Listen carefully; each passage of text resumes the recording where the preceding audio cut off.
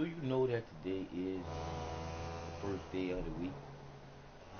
Do you ever think to yourself, why do you worship the divine creator on Sunday instead of on Monday, the day when your heart beats slows down, which is the divine thought of you being alive? I'm just saying. Truth is the truth. We've been lied to for far too long for us to continue to believe in the bullshit. Because when you look at it, that's all it is. It's bullshit. Somebody is bullshitting us being fucking people. But I want you to just listen to this.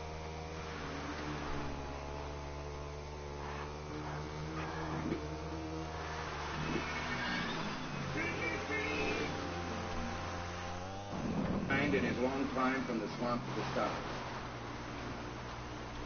Of lasting world peace. But let our friends and those who may wish us ill take note. The United States Free use, nigga. has an Free obligation use. to its citizens and to the people of the world never to let those who would destroy freedom dictate the future course of life on this planet.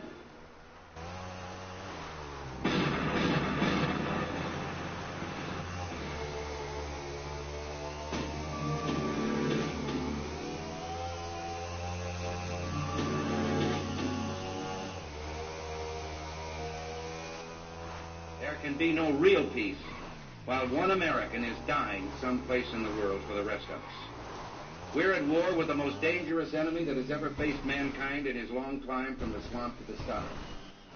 And it's been said if we lose that war, and in so doing lose this way of freedom of ours, history will record with the greatest astonishment that those who had the most to lose did the least to prevent its happening. Well, I think it's time we ask ourselves if we still know the freedoms that were intended for us by the founding fathers. Not too long ago, two friends of mine were talking to a Cuban refugee, a businessman who had escaped from Castro. And in the midst of his story, one of my friends turned to the other and said, "We don't know how lucky we are." And the Cuban stopped and said, "How lucky you are. I had some place to escape to." And in that sentence, he told us the entire story. If we lose freedom here, there's no place to escape to. This is the last stand on earth. And this idea that government is beholden to the people, that it has no other source of power except the sovereign people, is still the newest and the most unique idea in all the long history of man's relation to man. This is the issue of this election. Whether we believe in our capacity for self-government or whether we abandon the American Revolution and confess that a little intellectual elite in a far distant capital can plan our lives for us better than we can plan them ourselves. You and I are told increasingly we have to choose between a left or right. Well, I'd like to suggest there is no such thing as a left or right. There's only an up or down. Good or Man's bad. old In or out. age dream. You go The always be ultimate you in in the the middle. individual freedom Of the consistent truth of coming law out. and order, or You just down to can't the be no ultimate bullshit. totalitarianism. And you know when you're And bullshit. regardless of you their bullshit, sincerity, their you feel the humanitarian bullshit motives, that you do, 'cause you those know it who ain't would the trade truth. our You know it freedom ain't for nothing but security bullshit that have ain't embarked true. on this You are a downward course. divine creation In of this the bull divine harvesting creation, time, the they greatest use creation terms of like the all, Great Society. subconscious thinking, Or, as we were will told a and few will. days ago by the President, we must accept a greater government activity in the affairs of the people. But they've been a little more explicit in the past. And among themselves, and all of the things I now will quote have appeared in print. These are not Republican accusations. For example, they have voices that say the Cold War will end through our acceptance of a not undemocratic socialism. Another voice says the profit motive has become outmoded. It must be replaced by the incentives of the welfare state. Or our traditional system of individual freedom is incapable of solving the complex problems of the 20th century. Senator Fulbright has said at Stanford University that the Constitution is outmoded. He referred to the President as our moral teacher and our leader. And he says he is hobbled in his task by the restrictions of power imposed on him by this antiquated document. He must be freed so that he can do for us what he knows is best. And Senator Clark of Pennsylvania, another articulate spokesman, defines liberalism as meeting the material needs of the masses through the full power of centralized government. Well, I, for one, resent it when a representative of the people refers to you and me, the free men and women of this country, as the masses. This is a term we haven't applied to ourselves in America. But beyond that, the full power of centralized government. This was the very thing the Founding Fathers sought to minimize. They knew that governments don't control things. A government can't control the economy without controlling people. And they know when a government sets out to do that, it must use force and coercion to achieve its purpose. They also knew, those Founding Fathers, that outside of its legitimate functions, government does nothing as well or as economically as the private sector of the economy. Now, we have no better example of this than government's involvement in the farm economy over the last 30 years. Since 1955, the cost of this program has nearly doubled. 1/4 of farming in America is responsible for 85% of the farm surplus. 3/4 of farming is out on the free market and has known a 21% increase in the per capita consumption of all its produce. You see, that 1/4 of farming, that's regulated and controlled by the federal government. In the last 3 years, we've spent $43 in the feed grain program for every dollar bushel of corn we don't grow. Senator Humphrey last week charged that Barry Goldwater, as president, would seek to eliminate farmers. He should do his homework a little better, because he'll find out that we've had a decline of 5 million in the farm population under these government programs. He'll also find that the Democratic administration has sought to get from Congress extension of the farm program to include that 3/4 that is now free. He'll find that they've also asked for the right to imprison farmers who wouldn't keep books as prescribed by the federal government. The Secretary of Agriculture asked for the right to seize farms through condemnation and resell them to other individuals. And contained in that same program was a provision that would have allowed the federal government to remove 2 million farmers from the soil. At the same time, there's been an increase in the Department of Agriculture employees. There's now 1 for every 30 farms in the United States. And still, they can't tell us how 66 shiploads of grain headed for Austria disappeared without a trace, and Billy Solestis never left shore.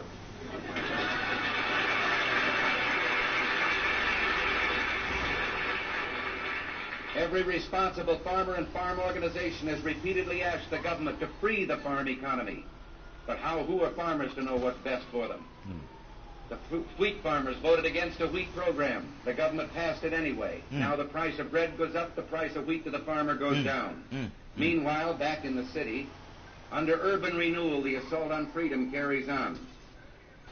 Private property rights so diluted that public interest is almost anything a few government planners decide it should be. In a program that takes from the needy and gives to the greedy, we see such spectacles as in Cleveland, Ohio. $1.5 million building completed only 3 years ago must be destroyed to make way for what government officials call a more compatible use of the land. The president tells us he's now going to start building public housing units in the thousands, where heretofore we've only built them in the hundreds. But FHA and the Veterans Administration tell us they have 120,000 housing units they've taken back through mortgage foreclosure. For 3 decades, we've sought to solve the problems of unemployment through government planning, and the more the plans fail, the more the planners plan. The latest is the Area Redevelopment Agency. They've just declared Rice County, Kansas, a depressed area. Rice County, Kansas has 200 oil wells, and the 14,000 people there have over $30 million on deposit in personal savings in their banks.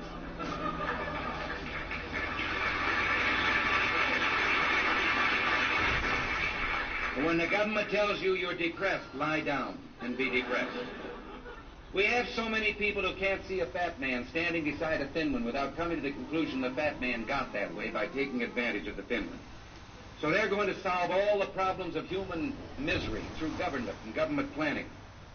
Well, now, if government planning and welfare have the answer, and they've had almost 30 years of it, shouldn't we expect government to read the score to us once in a while? No. Shouldn't they be telling us about the decline each year in the number of people needing help? Yep. The reduction in the need for public housing? Yep. But the reverse is true. Each year the need grows greater. The program grows greater.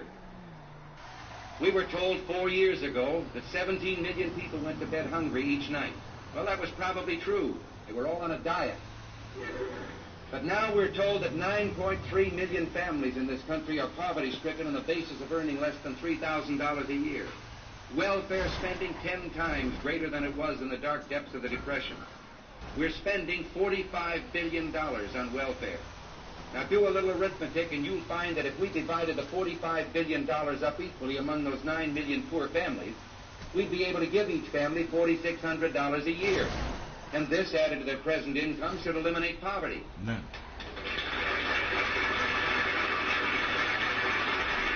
The wages going up to work harder and harder, while they work less and less. Direct aid to the poor, however, is only running about $600 per family. It would seem that someplace there must be some overhead.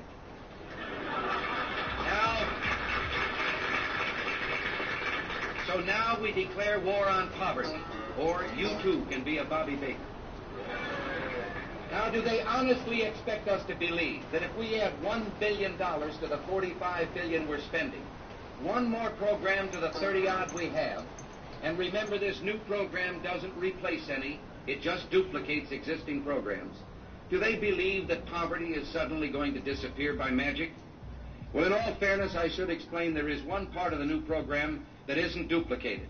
This is the youth feature. We're now going to solve the dropout problem, juvenile delinquency, by reinstituting something like the old CCC camps. And we're going to put our young people in these camps.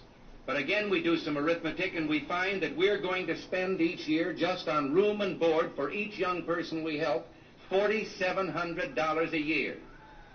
We can send them to Harvard for $2,700.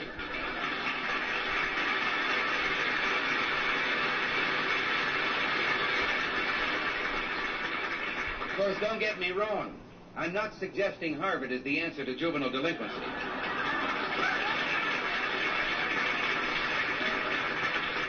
But seriously, what are we doing to those we seek to help? Not too long ago, a judge called me here in Los Angeles. He told me that a young woman who'd come before him for a divorce.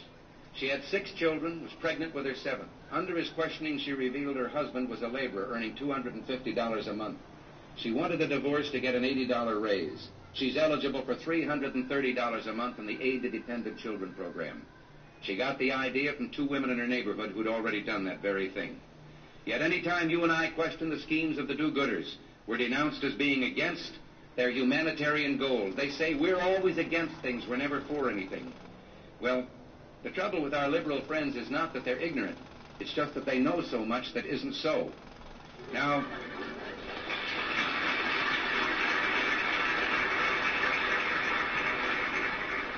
we're for a provision that destitution should not follow unemployment by reason of old age. And to that end, we've accepted Social Security as a step toward meeting the problem. But we're against those entrusted with this program when they practice deception regarding its fiscal shortcomings, when they charge that any criticism of the program means that we want to end payments to those people who depend on them for a livelihood. They've called it insurance to us in 100 million pieces of literature. But then they appeared before the Supreme Court, and they testified it was a welfare program. They only used the term insurance to sell it to the people. And they said Social Security dues are a tax for the general use of the government. And the government has used that tax. There is no fund. Because Robert Byers, the actuarial head, appeared before a congressional committee and admitted that Social Security, as of this moment, is $298 billion in the hole. But he said there should be no cause for worry, because as long as they have the power to tax, they could always take away from the people whatever they needed to bail them out of trouble. And they're doing just that. A young man, 21 years of age, working at an average salary, his Social Security contribution would in the open market buy him an insurance policy that would guarantee $220 a month at age 65. The government promises $127. Wow. He could live it up until he's 31 and then take out a policy that would pay more than Social Security. No. Now, are we so lacking in business sense that we can't put this program on a sound basis so that people who do require those payments will find they can get them when they're due, that the cupboard isn't bare?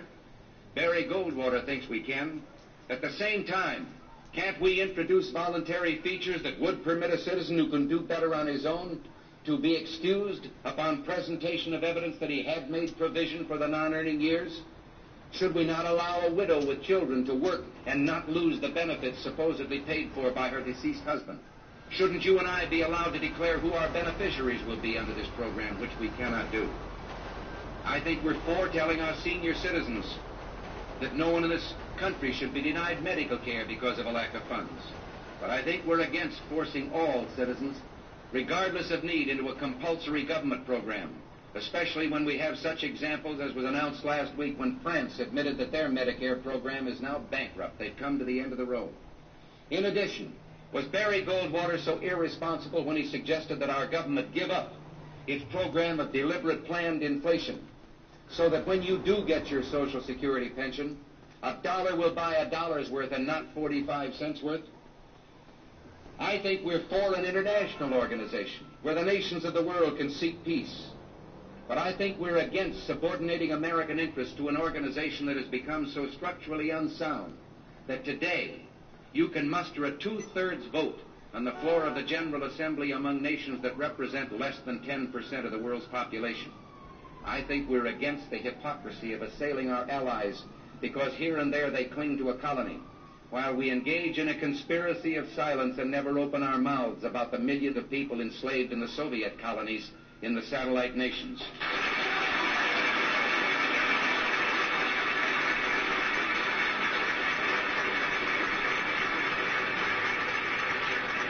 I think we're for aiding our allies by sharing of our material blessings with those nations which share in our fundamental beliefs. But we're against doling out money government to government, creating bureaucracy, if not socialism, all over the world. We set out to help 19 countries. We're helping 107. We've spent $146 billion. With that money, we bought a $2 million yacht for Haile Selassie.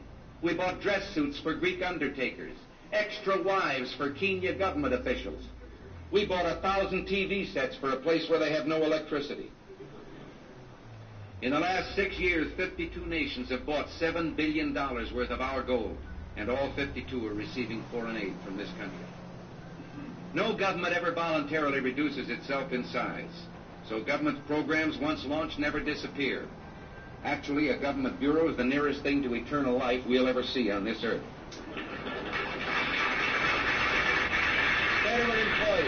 Federal employees number 2.5 million.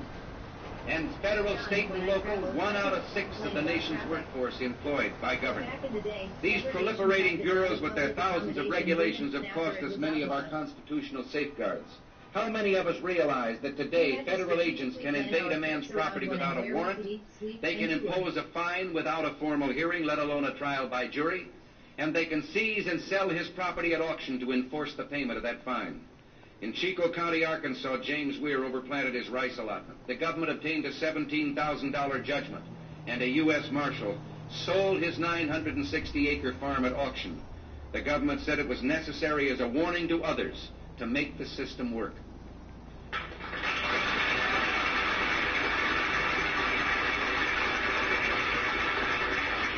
Last February 19th at the University of Minnesota, Norman Thomas, 6 times candidate for president on the Socialist Party ticket, said if Barry Goldwater became president, he would stop the advance of socialism in the United States. I think that's exactly what he will do.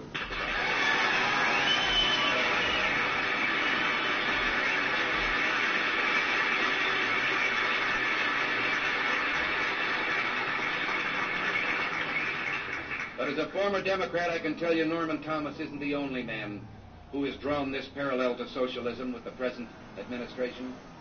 Because back in 1936, Mr. Democrat himself, Al Smith, the great American, came before the American people and charged that the leadership of his party was taking the party of Jefferson, Jackson, and Cleveland down the road under the banners of Marx, Lenin, and Stalin. And he walked away from his party and he never returned till the day he died. Because to this day, the leadership of that party has been taking that party, that honorable party, down the road in the image of the Labor Socialist Party of England. Now, it doesn't require expropriation or confiscation of private property or business to impose socialism on a people. What does it mean whether you hold the deed to or the title to your business or property if the government holds the power of life and death over that business or property? And such machinery already exists. The government can find some charge to bring against any concern it chooses to prosecute. Every businessman has his own tale of harassment. Somewhere a perversion has taken place. Our natural unalienable rights are now considered to be a dispensation of government. And freedom has never been so fragile, so close to slipping from our grasp as it is at this moment. Our Democratic opponents seem all the objectives we seek First and foremost, They did that. They fucked that video up. That bullshit. but let our friends and those who may wish us ill take note. The United States has an obligation to its citizens and to the people of the world never to let those who would destroy freedom dictate the future course of life on this planet. That's them shooting us, people. Like I said once before, slavery did happen and it's happening now. The Holocaust did happen and it's about to happen again. They dropped the bomb on Hiroshima There can twice. be no real peace. They did September 11th. You see the events. First and foremost, How are we allowing a certain amount of motherfucking people to do the real people who make the world go round? those who Some may wish us bullshit. ill take note. When are we gonna The stand the United fuck States up as the has an motherfucking obligation people to its and citizens not the and to the fucking people sheep? of the world Real never shit. to let those who would destroy freedom dictate the future course of life on this planet.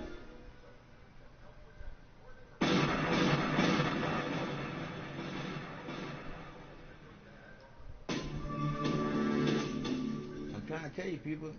They're trying to do it again. We already they personal slaves. Cause when you look at it, There can be no why do real you peace work every while day? one American is dying someplace in the world for the rest of us. We're at war with the most dangerous enemy that has ever faced mankind in his long climb from the swamp to the stars. And it's been said if we lose that war, and in so doing lose this way of freedom of ours, history will record with the greatest astonishment that those who had the most to lose did the least to prevent its happening. The least. Well, I think it's time we ask ourselves if we still know the freedoms that were intended for us by the Founding Fathers. Not too long ago, two friends of mine were talking to a Cuban refugee, a businessman who had escaped from Castro. And in the midst of his story, one of my friends turned to the other and said, "We don't know how lucky we are." And the Cuban stopped and said, "How lucky you are.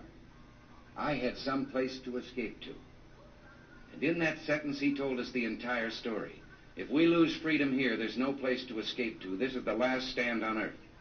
And this idea that government is beholden to the people, that it has no other source of power except the sovereign people, is still the newest and the most unique idea in all the long history of man's relation to man.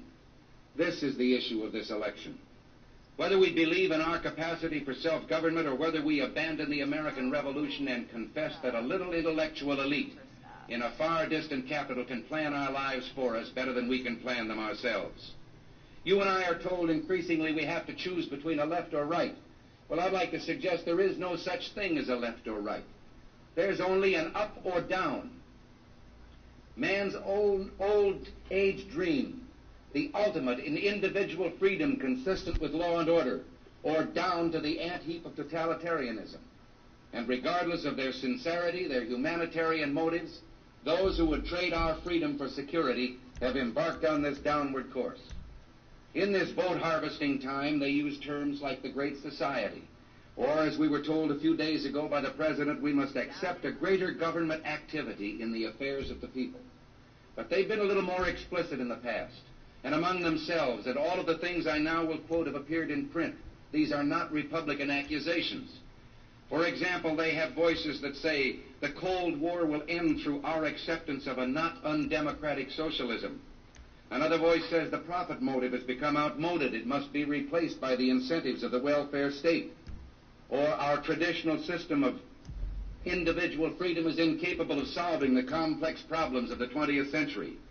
Senator Fulbright has said at Stanford University that the Constitution is outmoded. He referred to the President as our moral teacher and our leader. And he says he is hobbled in his task by the restrictions of power imposed on him by this antiquated document. He must be freed so that he can do for us what he knows is best. And Senator Clark of Pennsylvania, another articulate spokesman, defines liberalism as meeting the material needs of the masses through the full power of centralized government. Well, I, for one, resent it when a representative of the people refers to you and me, the free men and women of this country, as the masses. This is a term we haven't applied to ourselves in America. But beyond that, the full power of centralized government, this was the very thing the Founding Fathers sought to minimize. They knew that governments don't control things, A government can't control the economy without controlling people. And they know when a government sets out to do that, it must use force and coercion to achieve its purpose. They also knew, those founding fathers, that outside of its legitimate functions, government does nothing as well or as economically as the private sector of the economy. Now, we have no better example of this than government's involvement in the farm economy over the last 30 years. Since 1955, the cost of this program has nearly doubled. 1/4 of farming in America is responsible for 85% of the farm surplus. 3/4 of farming is out on the free market and has known a 21% increase in the per capita consumption of all its produce. You see, that 1/4 of farming, that's regulated and controlled by the federal government. In the last 3 years, we've spent $43 in the feed grain program for every dollar bushel of corn we don't grow. Senator Humphrey last week charged that Barry Goldwater, as president, would seek to eliminate farmers. He should do his homework a little better, because he'll find out that we've had a decline of 5 million in the farm population under these government programs. He'll also find that the Democratic administration has sought to get from Congress extension of the farm program to include that 3/4 that is now free. He'll find that they've also asked for the right to imprison farmers who wouldn't keep books as prescribed by the federal government. The Secretary of Agriculture asked for the right to seize farms through conduct. So I to be cutting shit off. So they don't want us to know the truth. They don't want us to know the truth, people. But I say again, free use, nigga. Free use. The truth is free use. The truth is free use. Why y'all not letting the truth come out? I know why y'all do what y'all do. Y'all dirty. I'm gonna tell you, baby.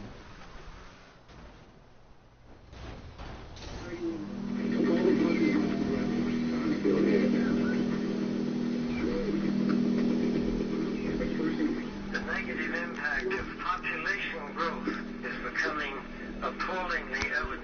Heirs to an oil fortune join the divestment drive. In a highly symbolic gesture, the Rockefeller family will sell off its assets linked to fossil fuel companies. A slump in global oil prices has Saudi Arabia rethinking its near-total dependence on oil revenue. We should be focusing on it, and we should be curbing our appetite for carbon-intensive products and services. But the problem is, it's got a lot of room for debate. Obviously, the Rockefellers are making this move as an environmental one, but also from an investment standpoint, this also makes plenty of business sense. You can't simply carry on business the way you're doing it now. There is a price to carbon in their future. What do you see as the biggest challenges in conservation? The growing human population.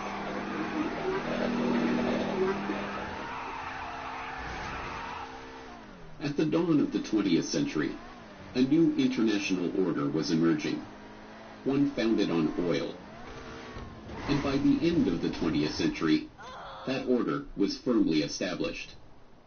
Heating, transportation, industrial power, plastic manufacturing, pharmaceuticals. There is no facet of modern life that is not, one way or another, dependent on oil. But the rulers of this oligarchy, the Rockefellers at Standard Oil, the British Royals at BP, the Dutch Royals and the Rothschilds at Royal Dutch Shell, were not content with mere financial domination.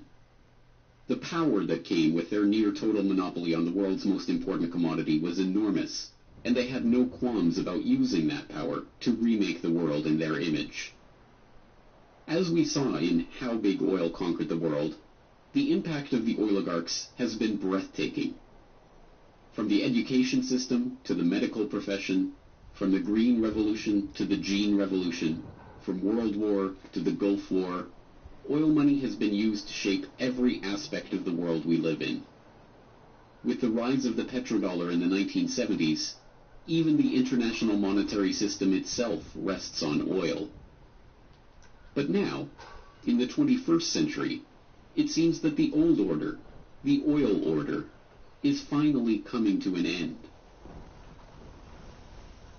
We begin looking at a new milestone in the growing campaign for divestment from the gas, oil, and coal companies that are fueling climate change. May Booby, executive director of 350.org, made the announcement just before our broadcast today.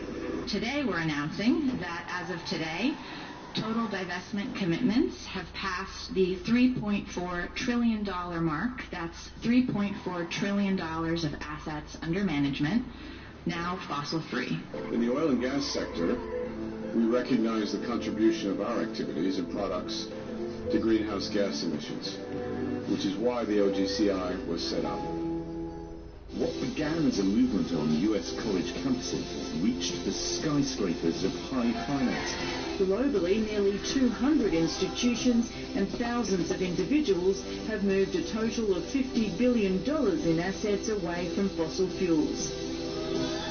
If we take our money, put it into renewables like solar panels, the world could be such a better place. The masses, having identified the oligarchs and their destructive grip on the planet, see big oil waning and have begun to celebrate. To them, the promise of a post-carbon future represents the end of the oligarchy. What many do not realize, however, is that the oil order was never about oil. The oligarchs did not care about oil, but control, and, having long outgrown their financial dependence on the commodity that brought them their power and riches, they are at the forefront of this push for the post-carbon era. Now, the oligarchs are seeking to bring in a new international order, one in which their control is consolidated, their plan complete, their power unquestionable, one in which every aspect of human life, from energy to money to the very genome itself, is precisely ordered and technologically controlled. This is the story of what the oligarchs really desire and how they plan to achieve it.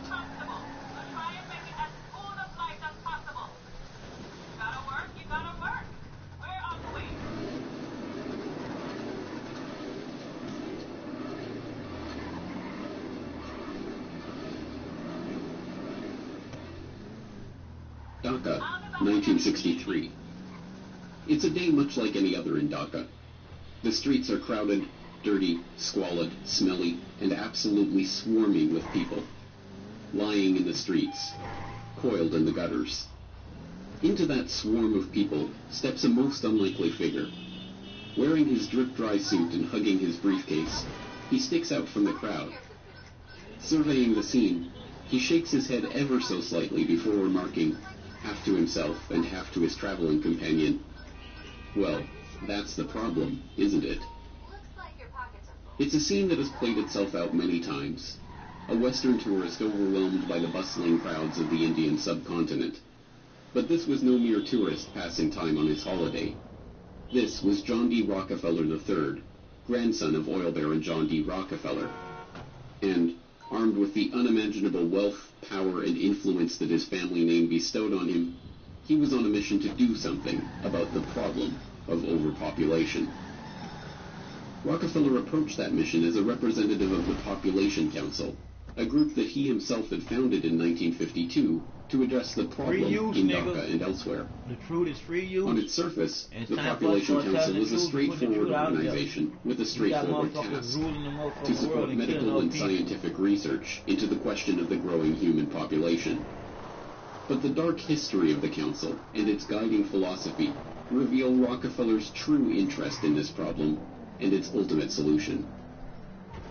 John D. Rockefeller III, or JDR3, as he was known to the constellation of researchers, businessmen, politicians, diplomats, and royals in the orbit of the Rockefeller family, had decided early on how to make proper use of the formidable money and power at his disposal, by controlling the population of the planet. In 1934, the then 28-year-old JDR3 had written a letter to his father, John D. Rockefeller Jr., about the Rockefeller Foundation's research into birth control and related questions, declaring, "I have come pretty definitely to the conclusion that it is the field in which I will be interested, for the present at least, to concentrate my own giving." JDR3 was nothing if not a man of his word. After commissioning a Rockefeller Foundation fact-finding mission to Asia to report on the threat of the growing third world population, he organized a conference of the top medical and demographic researchers of the era to discuss, as the very title of the meeting termed it, population problems. From that meeting emerged the idea for an organization, the Population Council, to guide the development of the burgeoning field of population and fertility research. JDR3 personally donated $1.35 million of his own money to found the council and provide its initial operating expenses. Like his father and grandfather before him, Rockefeller had learned to use philanthropy and largesse as a mask for his true intention, control. But that mask slipped when he penned a draft of the council's charter revealing the organization's true purpose. The council, according to JDR3, would promote research and apply existing knowledge to help develop such changes in the attitudes, habits, and environmental pressures affecting the life of human beings, so that within every social and economic grouping, parents who were above the average in intelligence, quality of personality, and affection will tend to have larger than average families. Thomas Perrin, the former Surgeon General of the United States and Council co-founder, warned against including such a blunt admission in the Council's mission statement. Such questions arise as the following, he warned. Who is to determine the parents who are above average in affection? Also, who would decide the persons having better than average personality? Frankly, the implications of this, while I know they were intended to have a eugenic implication, could readily be misunderstood as a Nazi master race philosophy. I have, therefore, recast this paragraph. The line was dropped from the final version of the charter. In truth, however, that sentence had not been written by JDR3 himself. Instead, it had been copied word for word from the back cover of Eugenical News, the central publication of the American eugenics movement. This was no mere accident. Frederick Osborne, one of the co-founders of the council and its first president after Rockefeller stepped down in 1957, was also the president of the American Eugenics Society. When the Population Council was founded, both Osborne and the American Eugenics Society he directed formally moved their operations into the council's New York office, with the Eugenics Society now taking its funding directly from Rockefeller's Population Council grant. The Population Council was the Eugenics Society under another name. Eugenics. This was the guiding vision of JDR3 and the Rockefeller family's philanthropy. A vision that cast the Rockefellers and their fellow oligarchs as superior families, fit by very virtue of their wealth and success to guide the course of world events. The power to determine who was fit to breed and who was too poor to pass on their genes. Eugenics is basically a movement among the elite to eradicate what they deem the inferior classes, and that's the inferior social classes, racial classes, ethnic classes, more or less everyone who isn't up to their standards. And after eradicating those classes, what they aim to do is genetically engineer themselves to such a high level that the remaining population that they permit to exist beneath them will never have the power to overthrow them, essentially. The end of history. Wow. So the term itself was coined by Galton, and it essentially means well-born. The idea is kind of a mix of a bunch of ideas that were circulating around the 1850s. So if you go back to, say, Mendel was studying hereditary characteristics in pea plants, and he was able to determine that certain characteristics were being passed on, and that these things could be determined and essentially predicted. And also at the same time, now you have Spencer, who's talking about the survival of the fittest, with the same kind of idea, the same thread running through there, that there are genetic characteristics that exist that would make one species, one plant or animal more fit than another and more capable of surviving. Also, of course, you have Darwin's work at the time, Origin of Species, and kind of maps this process by which genetic material is passed along, and evolution results through this process.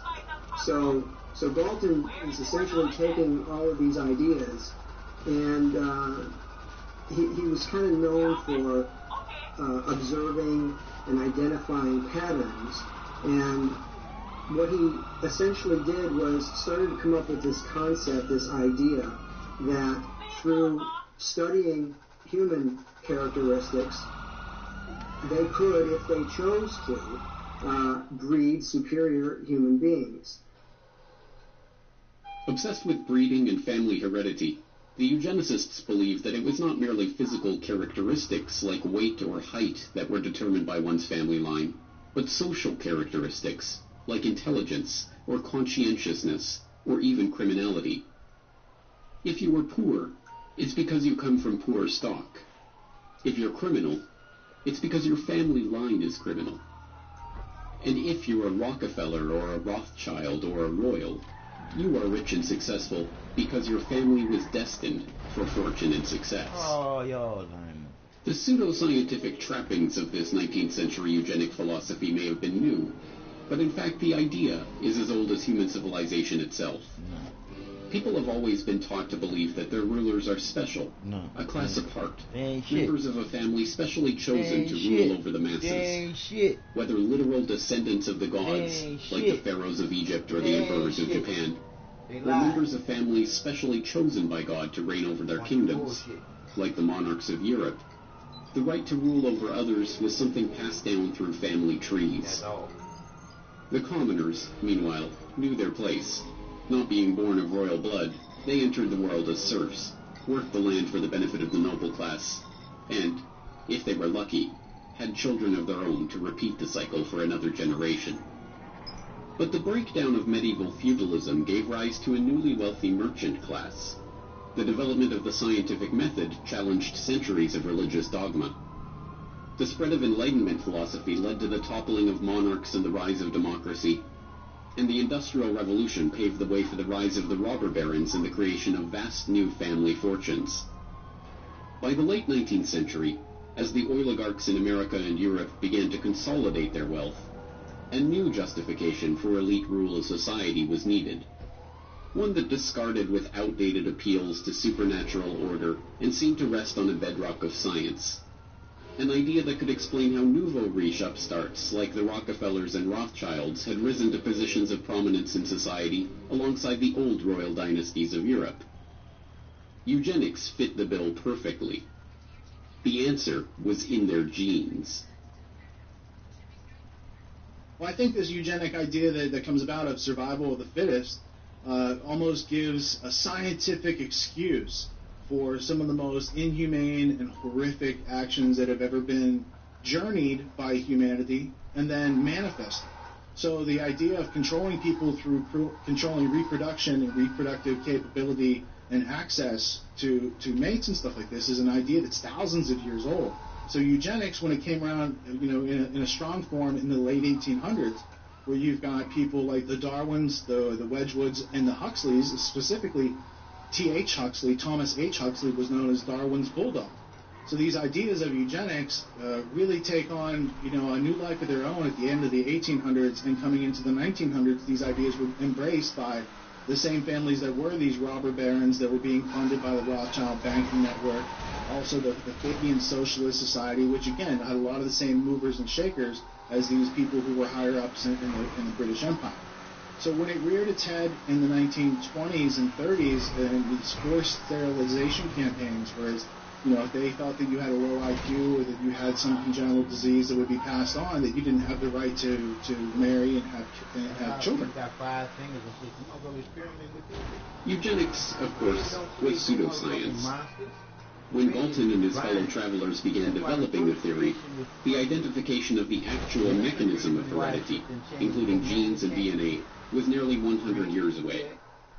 Instead, they used catch-all terms with no definition, like feeble-mindedness, to diagnose poverty or criminality, claiming it was caused by defective germplasm.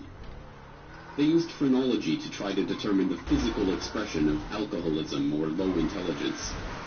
Even the most famous works of the eugenics era, like Henry Goddard's study of the Kallikak family, were roundly discredited and even repudiated by their authors.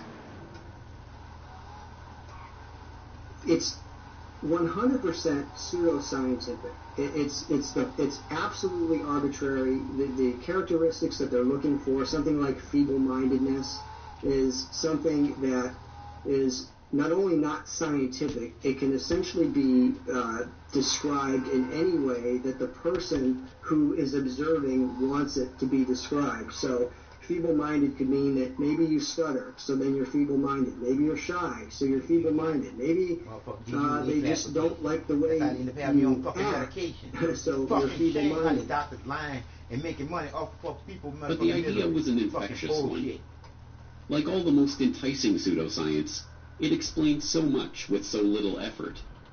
It appealed to the vanity of the researchers, usually hailing from successful and wealthy families themselves, and it gave an excuse for social engineering on a scale never before dreamed of. When eugenics crossed the Atlantic, spreading from the rarefied British countryside of Galton and his cohorts to the rocky shores of America, it hit ambitious young researchers like Charles Davenport with hurricane force. A Harvard-trained zoologist who had grown up in a strict, puritanical family of New England Congregationalists, Davenport's authoritarian father was obsessed with genealogy, tracing the family tree all the way back to his Anglo-Saxon forebears in 1086. When the younger Davenport discovered Galton's writing while working in a biological laboratory on Long Island, he found his purpose in life. As he later told the American Breeders Association, which became an important ally in his eugenicist cause, society must protect itself. As it claims the right to deprive the murderer of his life, so also it may annihilate the hideous serpent of hopelessly vicious protoplasm. With the proselytizing fervor of a religious convert, Davenport concocted an ambitious idea for furthering the eugenic cause: the creation of a eugenics record office to register the genetic background of every single man, woman, and child in America, and eventually the world, so that every person could be categorized by their family line and assigned a genetic rating. Once completed, those with the lowest eugenic value could be eliminated from the gene pool.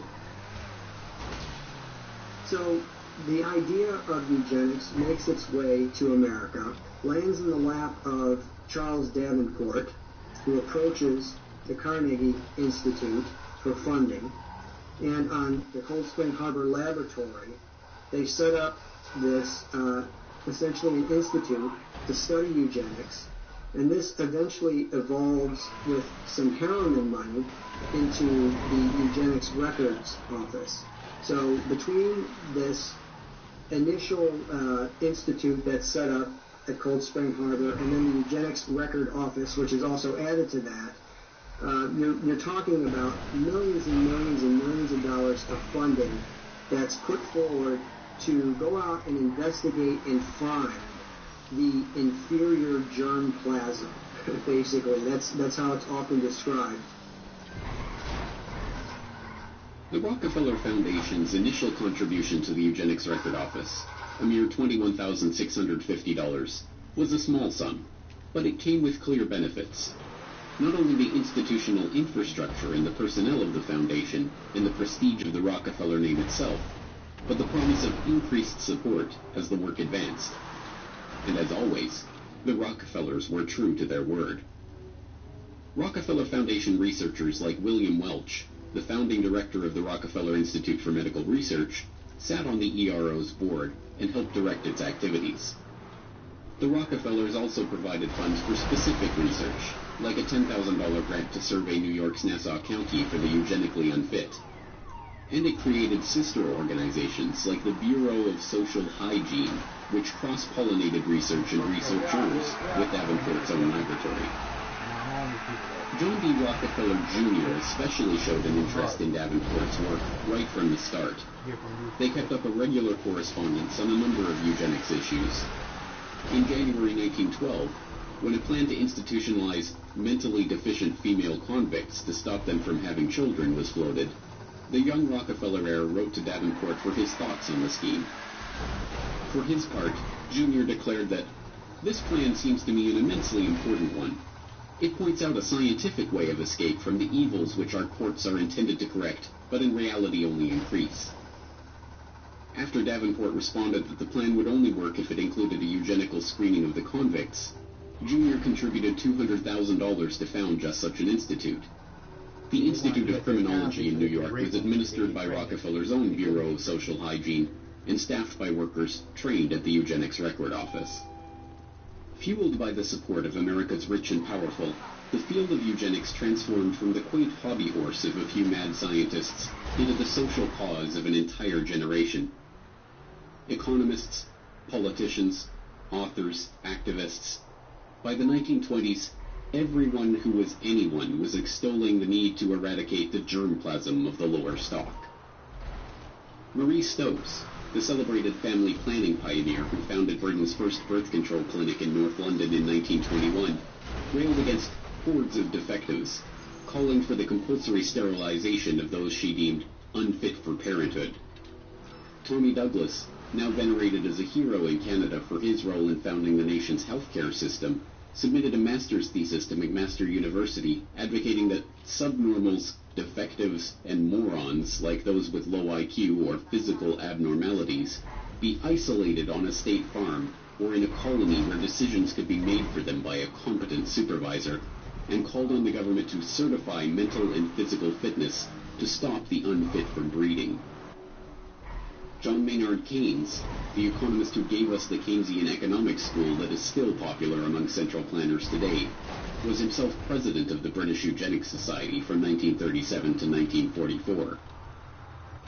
Alexander Graham Bell is still revered as the inventor of the telephone, but was in fact an early supporter of Charles Davenport and a founding member of the Eugenic Records Office Board of Scientific Directors. He openly campaigned for the eradication of the deaf race by governments intervening to stop deaf people from marrying. Nobel Prize-winning playwright and author George Bernard Shaw advocated for the creation of a government panel that would require everyone to justify their existence before it. If they failed to do so, Shaw thought those people should be killed by the state.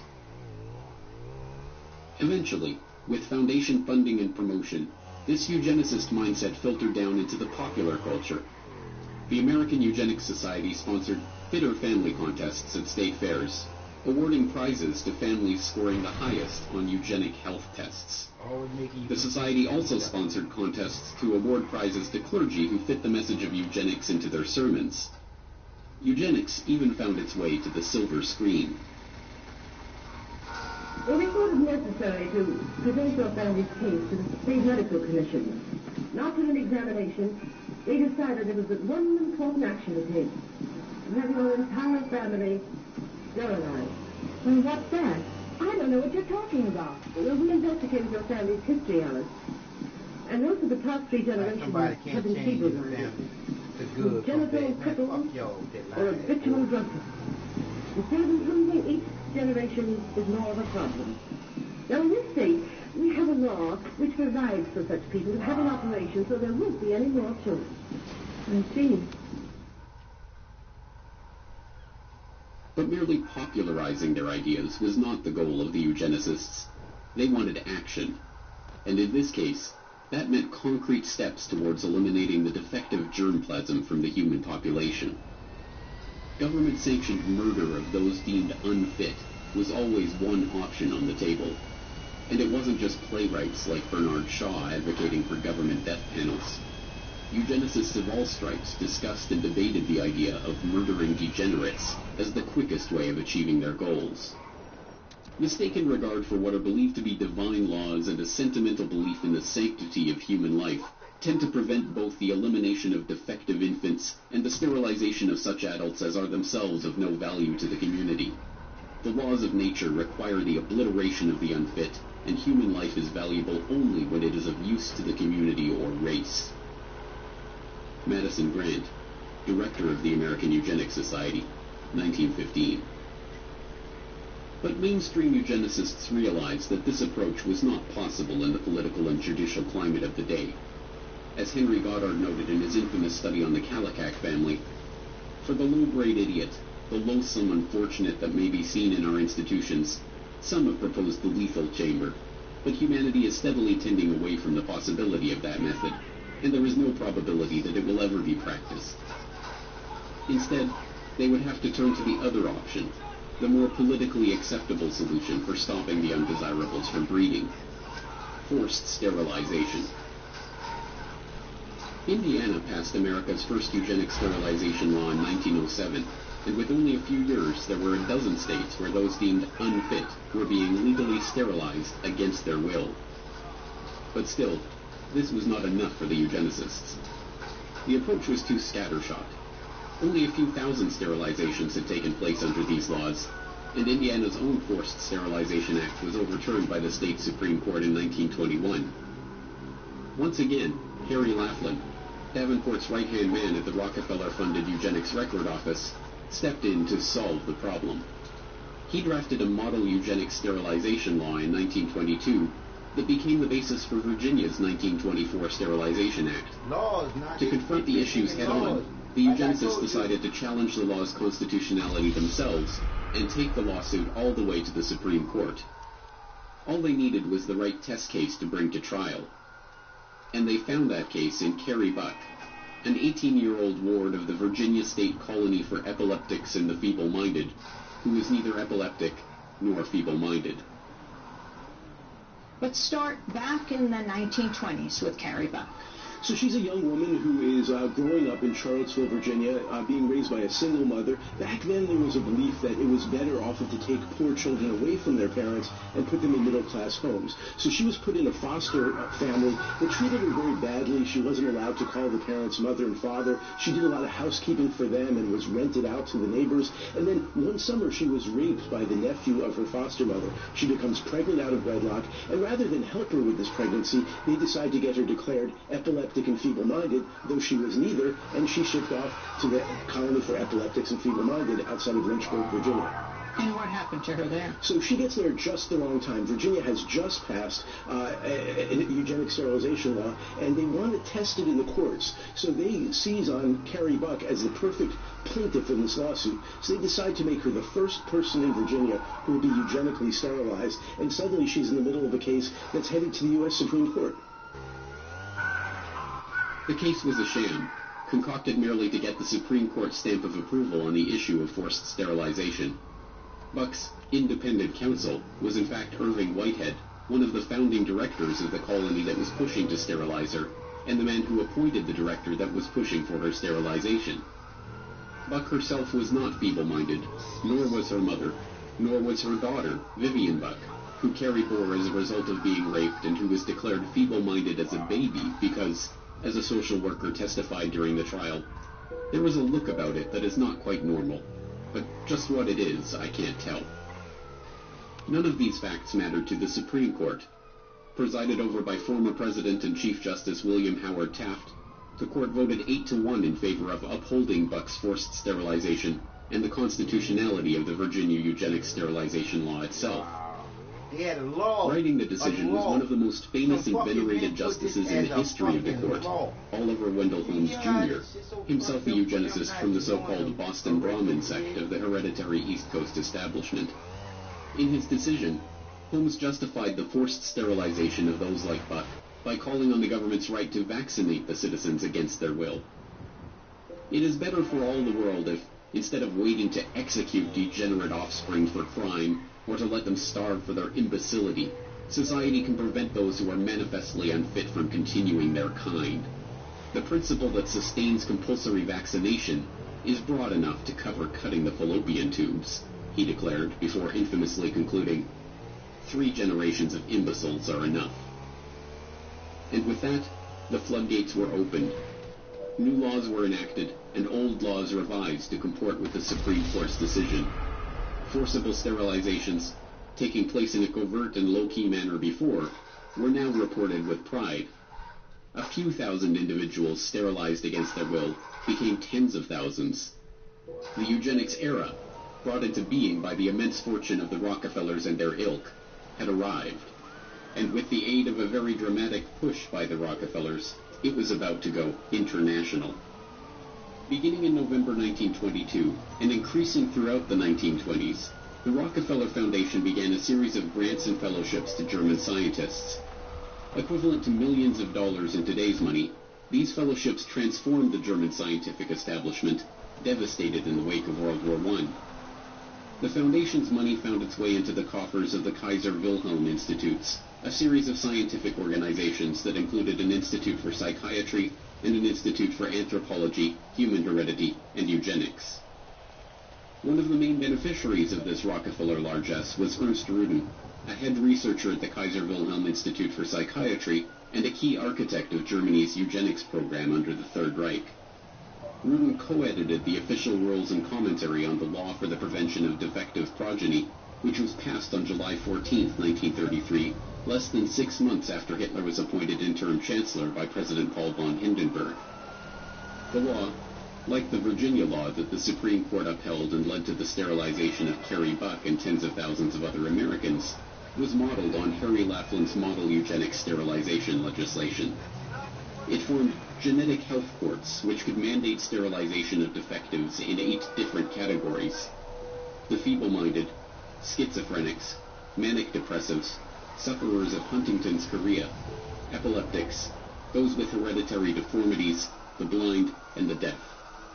Alcoholics, a 9th category, were to be optionally added to the list, with a caution against inclusion of ordinary drunkards.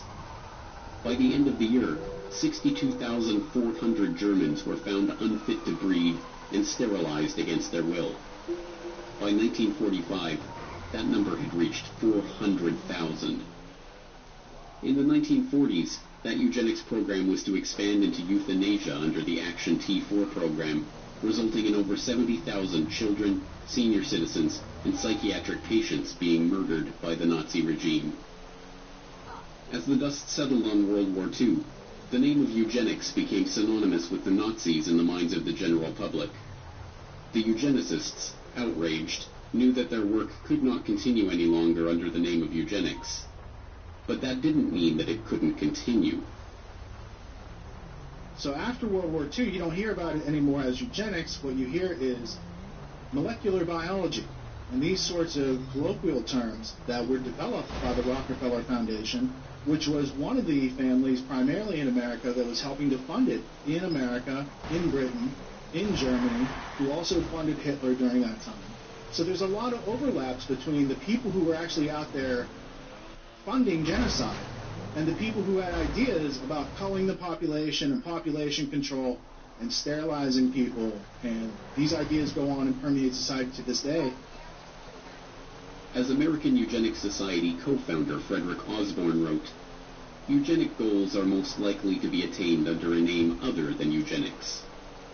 Thus, he moved the American Eugenics Society into the offices of John D. Rockefeller III's Population Council, becoming president in 1957.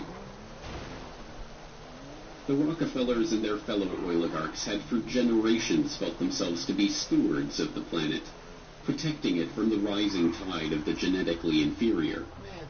They were not about to give up that quest. They would simply have to package it under a different name.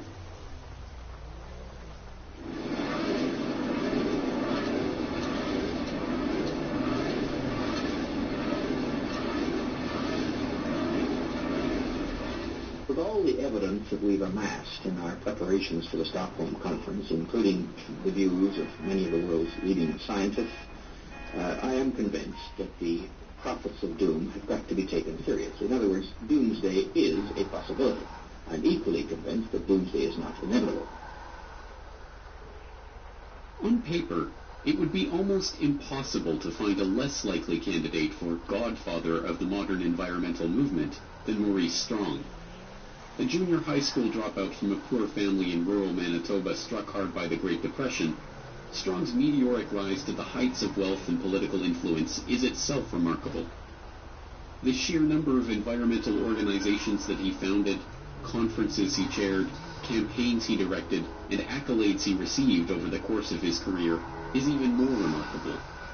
Organizer of the Stockholm Environmental Conference, founding director of the United Nations Environment Program, Secretary General of the Rio Earth Summit, founder of the Earth Council and the Earth Charter Movement, chair of the World Resources Institute, commissioner of the World Commission on Environment and Development, and board member of a bewildering array of organizations, from the International Institute for Sustainable Development to the Stockholm Environment Institute to the African American Institute.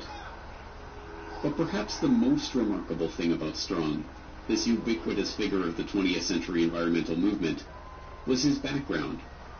A Rockefeller-connected millionaire from the Alberta oil patch who divided his time between environmental campaigning and running major oil companies.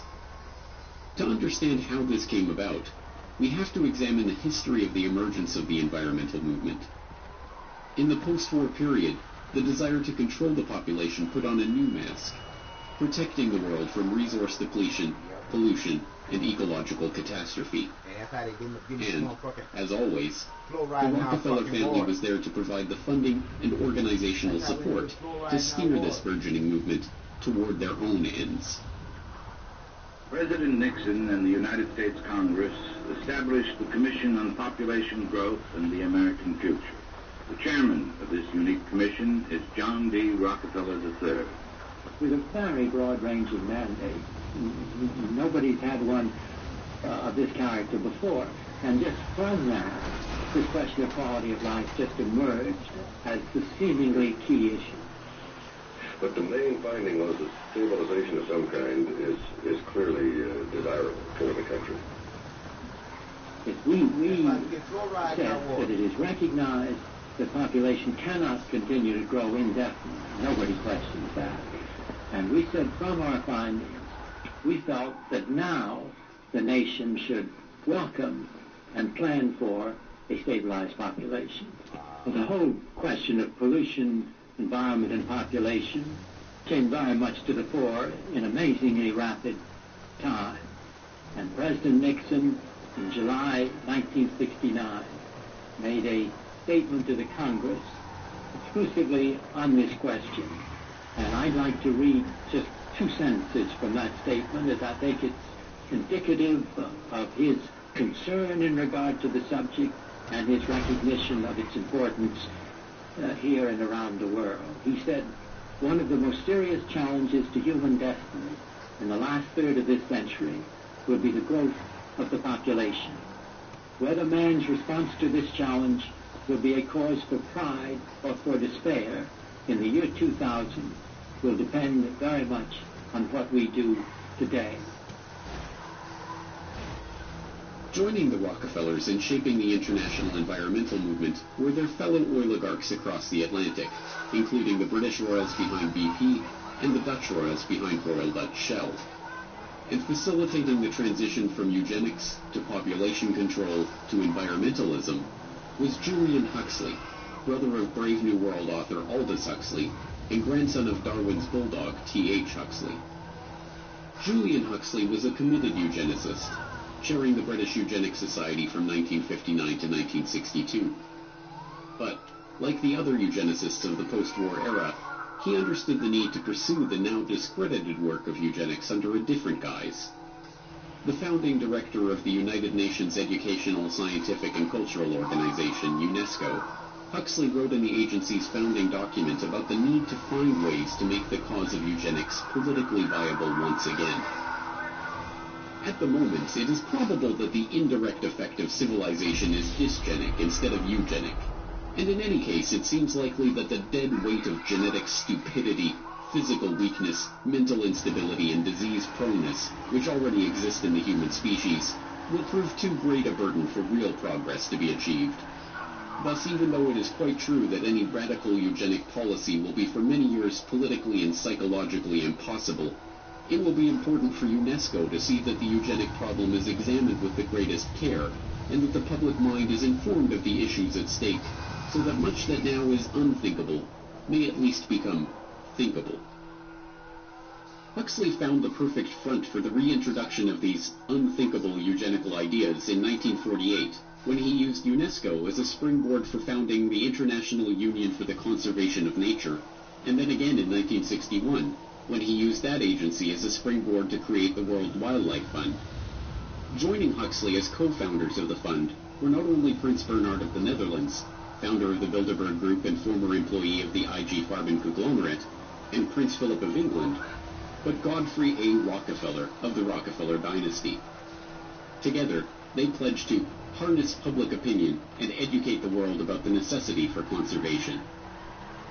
Years of education about the strain that the growing human population put on the resources of the earth, paid for by the very oligarchs who had just spent the past century monopolizing one of the world's key resources, led, inevitably, to a predictable conclusion. Now, for the first time in the history of man, an international movement is underway. The people of the nations and the nations of the world have joined together to find the answers. This building and the world's representatives hold the solution. We've seen what we've done to bring about the destruction of our Earth. Is it not the time now to cure the disease that we ourselves have created?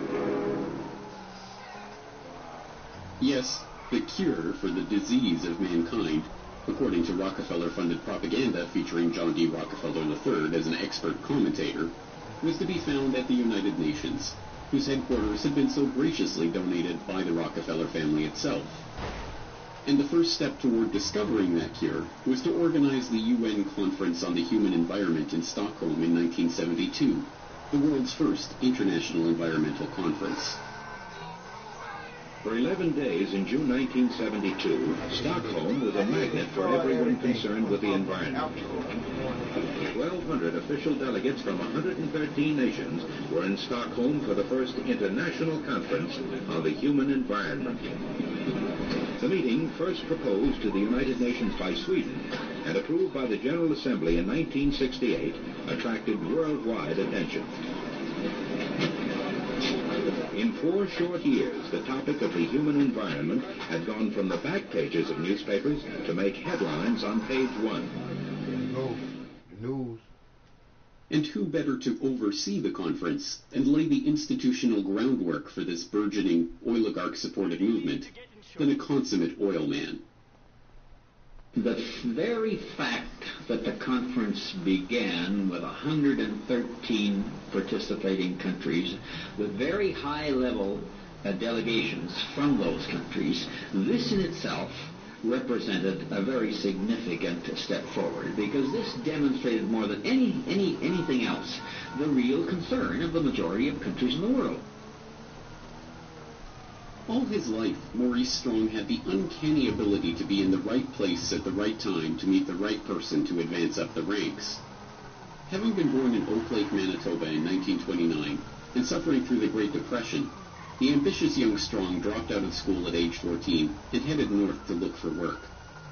Finding his way to Chesterfield Inlet, Strong got a job as a fur buyer for the Hudson's Bay Company, and there met Wild Bill Richardson, a prospector whose wife, Mary McCall, hailed from the family behind McCall Frontenac, one of Canada's largest oil companies. So Mr. Strong sort of enters the big world through a guy by the name of Wild Bill Richardson, who was a sort of prospector, married into an oil family called McCall, whose company was called McCall Frontenac. It was a major importer of oil from the Middle East.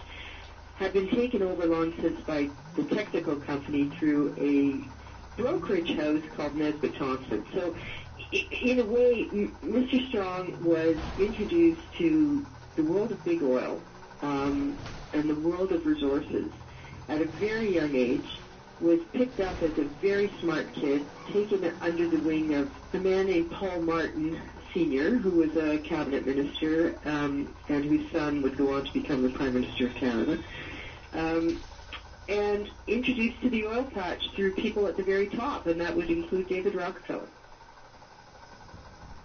Through the Richardsons, Strong made a series of increasingly unlikely connections. First, he was introduced to the treasurer of the then brand-new United Nations, Noah Monod. Unbelievably, Monod didn't just secure Strong a job as a junior security officer at UN headquarters. He allowed the young Manitoba farm boy to live with him in New York. And while there, Monod introduced Strong to the most important contact of his life, David Rockefeller. From that moment on, Strong was a made man. And from that moment on, wherever Strong went, Rockefeller and his associates were there somewhere in the background. It was a Standard Oil veteran, Jack Gallagher, who gave Strong his big break in the Alberta oil patch when he quit his UN security job to return to Canada. And when Maurice Strong suddenly decided to quit that oil patch job, sell his house, and travel to Africa, he supported himself working for Rockefeller's Caltex in Nairobi. When he quit that job in 1954 and started his own company back in Canada, he hired Henry Bruni, a close friend of Rockefeller associate John J. McCloy, to manage it, and appointed 2 Standard Oil of New Jersey reps to its board.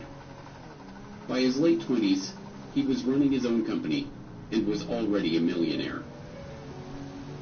As he would throughout his life, Maurice Strong capitalized on these connections and opportunities to full effect. After being chosen to organize the UN Environmental Conference in Stockholm, he was appointed a trustee of the Rockefeller Foundation, which then funded his office for the Stockholm Summit and supplied Carnegie Fellow Barbara Ward and Rockefeller ecologist René DeVos for his team. Strong commissioned them to write Only One Earth, a foundational text in the sustainable development arena that is heavily touted by globalists as a key document for promoting the global management of resources. The 1972 Stockholm Summit is still hailed as a landmark moment in the history of the modern environmental movement, leading not only to the first governmentally administered environmental action plans in Europe, but the creation of an entirely new UN bureaucracy, the United Nations Environment Program, UNEP. Naturally, the UN appointed Maurice Strong as UNEP's first director. Shortly thereafter, Strong continued his double life by jumping straight back into the oil patch. Eastern Canada was hit particularly hard by the OPEC oil embargo, and as a result, then Prime Minister Pierre Trudeau created Petro-Canada, Canada's national oil company. And who did he tap as the company's first president? None other than that crusading Rockefeller-backed environmentalist, Maurice Strong. Leaving that post in 1978, Strong continued with the scarcely believable series of governmental, private sector, and international appointments, from chairman of the Canada Development Investment Corporation to chairman of AZL Resources Incorporated, to leading the UN's famine relief program in Africa. In 1987, Strong helped to organize another environmental conference, much less known but no less remarkable than the Stockholm Summit. Dubbed the Fourth World Wilderness Congress, the meeting took place in Denver, Colorado, and brought together Strong, David Rockefeller, Edmund de Rothschild, then Treasury Secretary James Baker, and a gaggle of other oligarchs, bankers, Washington power players, and globalists, ostensibly to talk about the environment. What they actually discussed was altogether more incredible. I suggest, therefore, that this be solved not through a democratic process. That would take too long and devour far too much of the funds to educate the cannon fodder, unfortunately, which populates the earth. We have to take almost an elitist program that we can see beyond our sky valleys and look to the future in time frames and in results which are not easily understood or which can be, with intellectual honesty, be reduced down to some kind of simplistic definition. Those were the words of David Lane, a banker from Montreal who spoke during the conference. And to Lane, the Rockefellers, the Rothschilds, and the other bankers and oligarchs assembled at the meeting, the general population are cannon fodder that unfortunately populates the earth. This candid admission, a perfect encapsulation of the eugenical ideas at the heart of the global conservation movement funded into existence by the oligarchs themselves, was caught on tape by George Hunt, a businessman in Boulder, Colorado, who had volunteered to help the conference as a concerned citizen and came away horrified by what he had witnessed there. He released his own recordings of the proceedings in the early 1990s to warn the public about this group and its ultimate aims. Hunt's recording captured the moment when Maurice Strong introduced Baron Edmund de Rothschild, whose father's cousin had sold the Rothschilds' Azerbaijani oil fields to Royal Dutch Shell in 1911, as a pioneer of the environmental movement and a founder of the concept of conservation banking. One of the most important initiatives that is open here for your consideration is that of the conservation banking program. As we mentioned this morning, we have as our chairman, fortunately, the person who really is the source of this very significant concept. He is one of the trustees of the International Wilderness Foundation, which sponsored this meeting. He was at the first of these conferences. So his conversion to the relationship between conservation and economic development has been a pioneering one. So there is no better person. He epitomizes in his own life that positive synthesis between environment, conservation on the one hand, and economics on the other. And I'm just delighted to have this opportunity of introducing to you Edmund de Rothschild.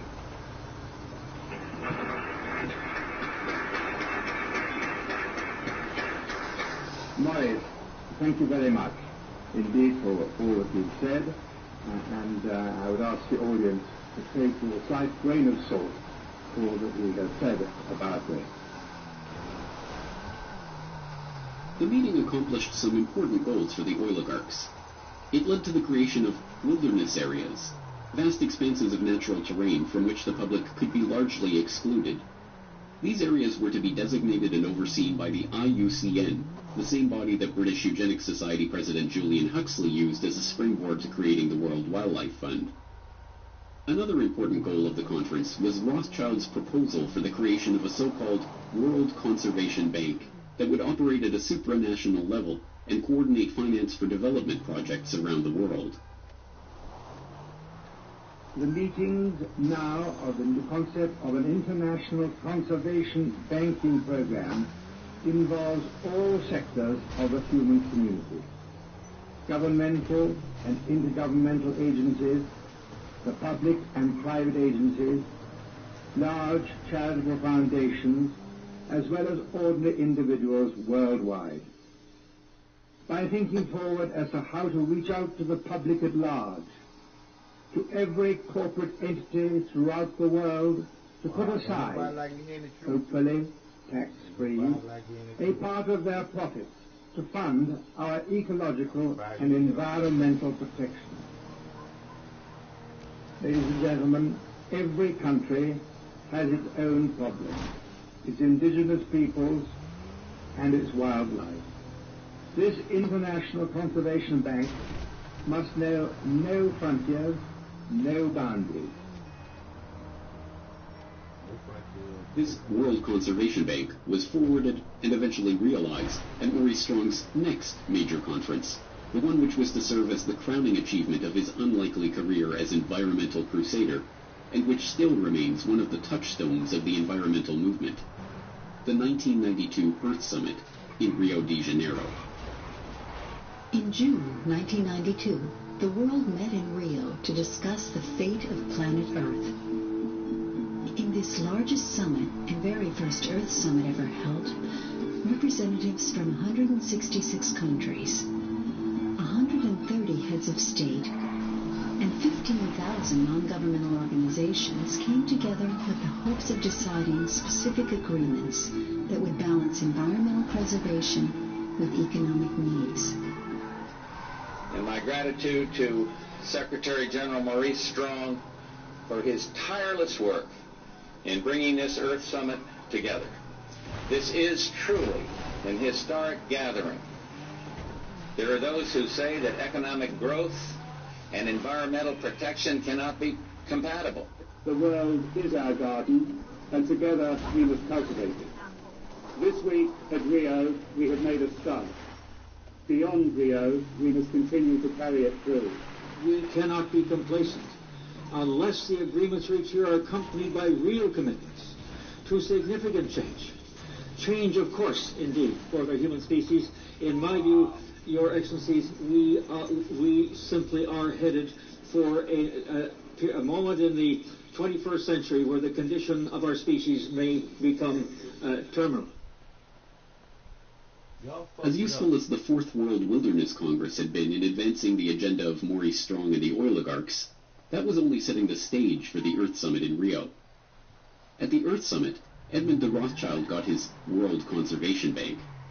Dubbed the Global Environment Facility and launched at the summit itself, it serves as the funding mechanism for 5 different UN conventions and provides billions of dollars worth of financing to environmental and development projects around the world.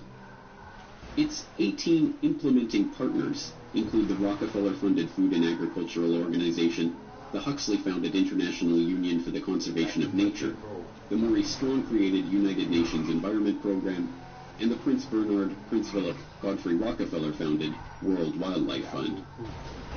One of the Global Environment Facility's specialties are debt-for-nature swaps, where third world countries are given debt relief in return for opening their land up for environmental development projects. The projects come with transaction costs of up to 5%, paid to the contractors who manage and direct the investments, not the locals, who, like the Aborigines of Palawan Island, are kicked off their land and effectively wiped off the face of the map. The Earth Summit also gave rise to the United Nations Framework Convention on Climate Change, the body to which the Intergovernmental Panel on Climate Change delivers its reports. Generally thought to be neutral, non-governmental bodies relying only on science and evidence, the UNFCCC and the IPCC are handcuffed by the terms that Strong set out for them to deliver only one conclusion: that humanity is to blame for climate change. When they set up the Intergovernmental Panel on Climate Change, Maurice Strong, who we should talk a lot about, he wrote the terms of reference. And the first term of reference was the definition of climate change. And he limited it deliberately to only human causes of climate change. And, of course, that effectively eliminated all the natural causes, natural variability, which is why you see them not looking at things like the sun and a whole bunch of other issues. And, of course, he then limited it even further in another term of reference that he set it up into 3 working groups. There was the technical group, working group 1, which wrote the science report, and that was 600 of the 2,500 people. The other 1,900 were in working groups 2 and 3. Now, they were inconsequential because they had to accept the findings of working group 1, which were already limited by their terms of reference. So whatever their finding was, working groups 2 and 3 then said, okay, you telling us it's going to warm, we accept that as fact. We now look at the implications of that, and that's where you hear all these stories about, oh, the ice is going to melt, the sea level is going to rise. So really, the majority of the report by 1,900 scientists is accepting without question the finding of the first group. Now, Strong, it really restricted it even more because they then, they came out and said, look, this report is not to be used for policy. But then they set up the summary for policymakers, the absolute contradiction of that. And the summary for policymakers is written by a completely separate group, and then they write it independent of the science report. Science report's finished and set aside. The summary for policymakers is written and given out to the media, but the rules, the terms of reference that Strong wrote said that the summary for policymakers goes back to the science report people and says, make sure your science report agrees with what we've put in the summary. Another product of the Earth Summit in Rio was the Earth Charter, a quasi-religious document that Mikhail Gorbachev, who helped draft the text along with Maurice Strong, referred to as a replacement for the 10 Commandments, and which sought to usher in an era of Gaia worship and global responsibility, declaring that fundamental changes are needed in our values, institutions, and ways of living. The document then counsels that we must create a world of shared responsibility to the Earth community, before concluding, in order to build a sustainable global community, the nations of the world must renew their commitment to the United Nations, fulfill their obligations under existing international agreements, and support the implementation of Earth Charter principles with an international, legally binding instrument on environment and development. Well, the Earth Charter was one of the byproducts, ultimately, of the first Earth Summit.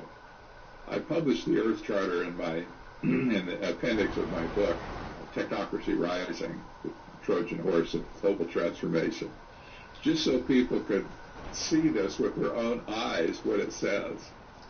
It was a document that was like a compact with the world.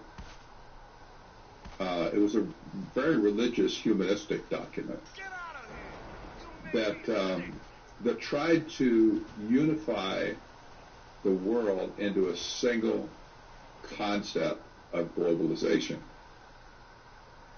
And it was a very defined document that was signed off. The history goes back before that, but it was finally signed off by I don't know how many, just almost all the nations at the United Nations. And the primary author of the Earth Charter was Stephen Rockefeller. And so the Rockefellers understood early on that, no, it's not just the economic system, and it's not just necessarily the political control system. We also have to factor in a religious belief that we can use to get people to believe what we're doing is for their good. What the oligarchs had been working toward for decades, and what they achieved in Rio in 1992, was the completion of the transformation of the eugenics philosophy, from talk of sterilization of the feeble-minded, to a popular understanding of humanity as a cancer that must be removed for the Earth to live. Now, the duty was to reduce carbon footprints and reduce the population in the name of saving the planet. Wrapped in this new vocabulary, and coming with a trendy, pervasive, and well-funded advertising campaign, the end result sounded remarkably similar to the eugenics of old. A new study from Lund University in Sweden says the single best way to cut your carbon footprint, assuming you want to, is simply to refuse to reproduce. Deleting some humans from existence, they say, saves far more carbon than, I don't know, being a vegetarian, riding a bike to work, not boarding an airplane. There is a study that says, well, actually, if we reduced global fertility by half a child per woman, that you could maybe do that. It would go a long way, but it would reduce like a big chunk, a fifth to a quarter of all carbon emissions needed to avoid that tipping point. So should we have policies that penalize people for having extra kids in the developed world? So I do think that we should at least consider it. Well, at least consider it is like do it. In the push to reduce global warming, children, according to some, are the new culprits. A think tank in the UK says too many kids are what's making the planet worse, saying large families, anything over 2 children really, should be frowned upon as an environmental no-no. And, without the public even noticing it, the oligarchs were able to wrap themselves in this new flag to appear not as the billionaire scions of the oil industry, who made their vast fortunes by plundering the earth and monopolizing its wealth, but as crusading environmentalists who are going to save the planet from the cannon fodder that unfortunately populates the earth. They cause the fucking effect, now they coming The negative impact of population growth on all of our planetary ecosystems is becoming appallingly evident. So we have been members of the IPCC. We have authored many of their papers. We have peer-reviewed all their papers. So we have been engaged in the understanding of in the evolution of our understanding of climate change for decades.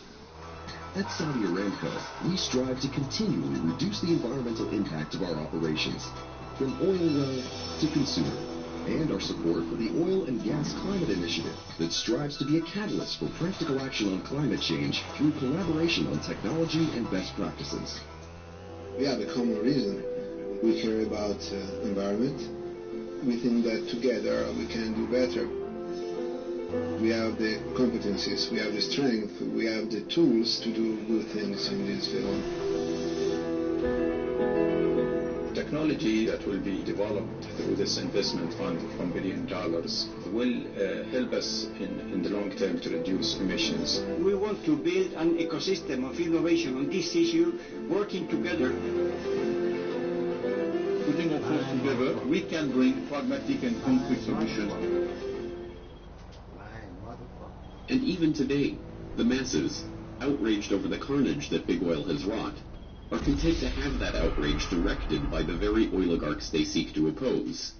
The same oligarchs who are quietly funding and supporting their environmental movement from behind the scenes, and even leading it from the front. The Rockefeller family made headlines by divesting from oil completely in 2016. The Rockefellers, heir to an oil fortune that made the family name a symbol of American wealth, believe they're doing their namesake proud by getting out of oil. Fund director Stephen Hines spoke reverently of oil tycoon John D. Rockefeller in a statement. "We are quite convinced that if he were alive today, as an astute businessman looking out to the future, he would be moving out of fossil fuels and investing in clean, renewable energy." David Rothschild is one of the photogenic leading lights of the environmental movement. Dubbed Plastic Jesus for his publicity stunts and photo opportunities masquerading as a concerned environmentalist, David Rothschild, a scion of the billionaire banking family that added to its fortune with its Azerbaijani oil field holdings and still invests in oil through ventures like Genie Energy, now spends his time lecturing the public about how their lifestyles are killing the polar bears. We have to start spending money, fast on the solutions that we have in hand to try and help these countries which are already seeing the effects of climate change today and seeing the effects of our consumption, basically. Prince Charles is outspoken on the subject of global warming, warning his loyal subjects that unless they tighten their belts and live more humble lives, they will bring about the end of the world. Ladies and gentlemen, the battle against climate change is surely the most defining and pivotal challenge of our time. We cannot ignore the symptoms and should act now to restore the health of the planet before it is too late. This, of course, will require an unprecedented transformation of our communities, science, societies and lifestyles, all predicated on the move to a low-carbon and circular economy. The groundwork has been laid for what these oligarchs call the post-carbon era. It is no longer about oil. It never was.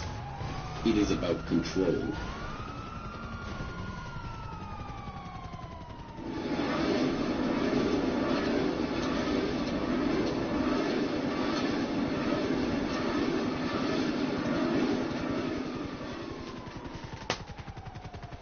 Now, to this complete cycle for the world, to give you a time scale on that, bear in mind that started in 1857. And so here's where we were about 3 or 4 years ago. This was proved reserves in there, which would add up to about here. And the estimated peak would occur about 1995, and we go into this climb. That middle 80% again is spread from the 60s, the late 60s, up to a little over 20, beyond 2020. That's computed out here about 56 years. That assumes an orderly evolution.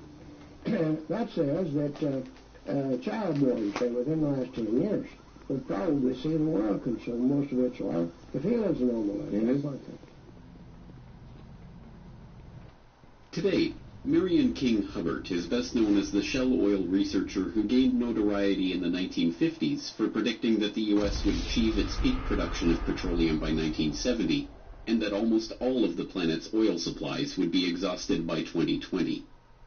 This peak oil theory, still sometimes referred to as Hubbert's peak, was, like everything else generated by big oil, a conveniently crafted lie, designed to habituate the market to artificial scarcity and thus keep oil prices high. Hubbert's prediction was not based on any empirical data from any oil field, but instead relied on Hubbert's incorrect guesses about remaining oil reserves and employed a heuristic tool to model production. As Hubbert's protege and colleague at Shell Oil, Kenneth DeFaze, conceded years later, the numerical methods that Hubbert used to make his prediction are not crystal clear. Today, 44 years later, my guess is that Hubbert, like everyone else, reached his conclusion first, and then searched for raw data and methods to support his conclusion. Shortly before his death in 1989, Hubbert himself admitted that when he showed his peak oil paper to Shell's managing director before presenting it to his colleagues, the director had told him not to go overboard with his estimates of oil reserves, pointing specifically to L.G. Weeks, a rival geophysicist who had estimated reserves to be much higher, and thus the impending threat of undersupply and the need for high oil prices to be much weaker.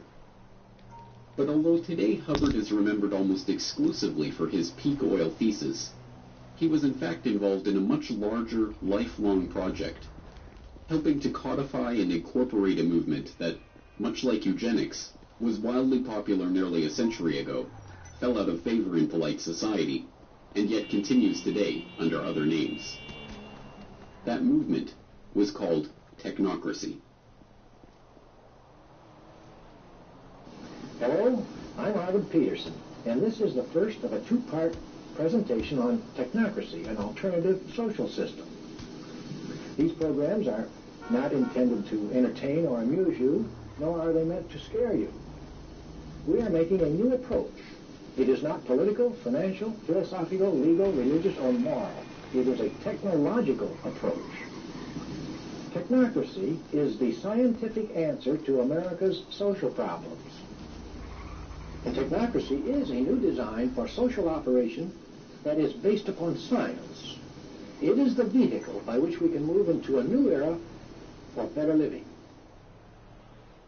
Technocracy billed itself as a social movement, a philosophy, a scientific solution to political and economic problems, and a new way of ordering the world.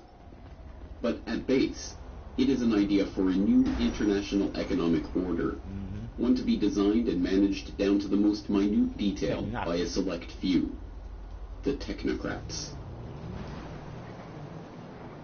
Technocracy was defined very succinctly in 1938 by their own publication, the Technocrat magazine. And they call it a system of scientific engineering of, society. They saw themselves as a merger between hard science and social science, which really is an oxymoron. Social science is not really a science, in my opinion. Nope. But they really believed that. So they believed that they could take their scientific method that they used in the hard sciences and apply it to society. They also believed that they alone were the only ones that could run society correctly. Yeah. As a result of technology having come in and changed the fabric of society. They hated politicians. They hated the establishment, the organization of society the way it was, because it was not efficient. It was not, conservation-based, if you will, to conserve resources. Nope. And so they just kind of took it upon themselves to define an economic model that would replace capitalism and free enterprise. And that's exactly what it was, a replacement economic system. Drawing on Henry Saint-Simon's call for a scientifically organized socialist system, the positivism and secular humanism of Auguste Comte, and the principles of scientific management propounded by Frederick Taylor, the technocratic movement emerged from the same environment of progressivism, positivism, and social Darwinism that birthed eugenics. Just as the eugenicists believed the human race could be improved through selective breeding controlled and administered by a small group of scientists and their billionaire backers, so too did the technocrats believe that they could improve the social and economic conditions of humanity by controlling and administering society. And, happily enough for the oligarchs, the technocrats would improve the world by replacing money with energy certificates. Led by the eccentric revolutionary economist and sociologist Thorstein Veblen, the technocratic movement that formed around Veblen's New School for Social Research and Technical Alliance attracted both engineers and serious researchers like King Hubbard and Buckminster Fuller, and fellow eccentrics like Howard Scott. Scott, a mysterious man of uncertain background, established himself in New York City at the end of World War I and came to be seen as a bohemian engineer. In 1920, he went to work for the Wobblies as a research director, and the following year he founded the Technical Alliance, a group of engineers and scientists centered around Columbia University who, as a forerunner to the technocracy movement, advocated for a society run by scientists and engineers. In 1932, the charismatic and well-spoken Scott managed to attach himself to Walter Raudenstrauch, a professor at Columbia and the founder of the university's Department of Industrial Engineering. With a common interest in technocracy, the two became friends and allies. It was through Raudenstrauch that Scott was able to approach the president of Columbia, Nicholas Murray Butler, for permission to use the university's facilities. Butler, always on the lookout for the cutting edge of progressivism, was swayed by the technocratic ideas, and soon Scott's Committee on Technocracy was operating out of the basement of Hamilton Hall. When Butler let word slip about the next big idea being kicked up in the basement of his university, technocracy became a sensation. It was lauded in the press. Scott became a sought-after speaker, and there was even a dance named after the movement. It was at Columbia that Scott met King Hubbard, and the two, an unlikely pair of serious-minded researcher and eccentric revolutionary, immediately hit it off. Their stint together at Columbia was about to come to an abrupt end, but their association would last for decades and help give birth to ideas that would eventually transform the world. Technocracy really got recognized when it was at Columbia. We'll talk in a minute. They didn't last there very long because, as it turned out, one of the promoters of technocracy, Howard Scott, turned out to be a fraud. He was kind of the main spokesman for the movement, and he pumped up his resume like so many people do today, unfortunately. He pumped it up and basically just lied about his past, his educational past. And they all assumed he had a degree in some advanced engineering, whatever. He knew all the buzzwords, but some sharp reporter did some investigative research on it and said, I can't find where this guy graduated anywhere.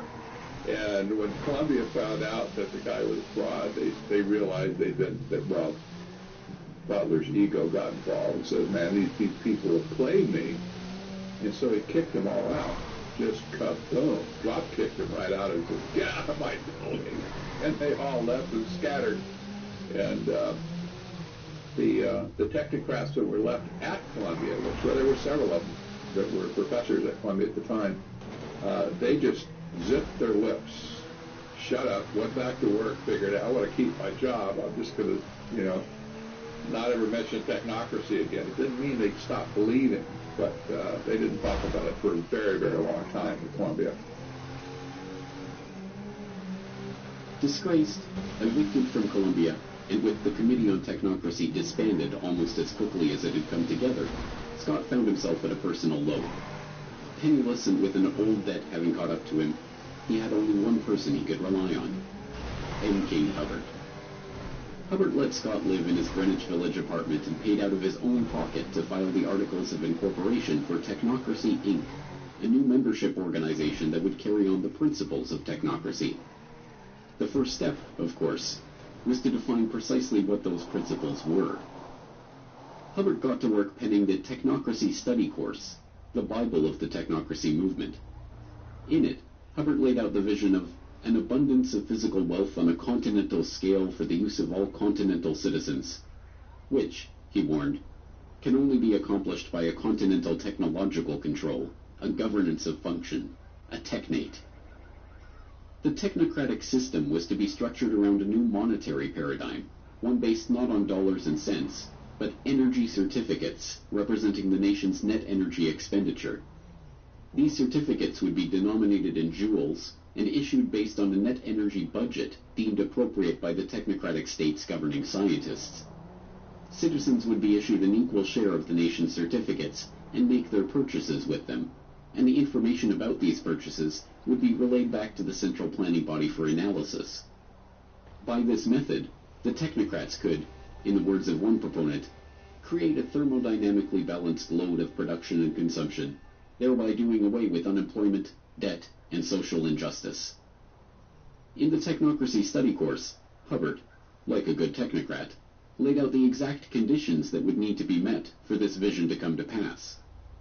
According to him, technocracy would require all energy usage and all consumer spending throughout the nation to be calculated and registered on a continuous and instantaneous basis, a 24/7 inventory of all production and consumption, a complete registry of all products available for sale, where they were produced, how much energy was expended in their production, and where and when they were sold, and finally, a specific registration of the consumption of each individual, plus a record and description of the individual.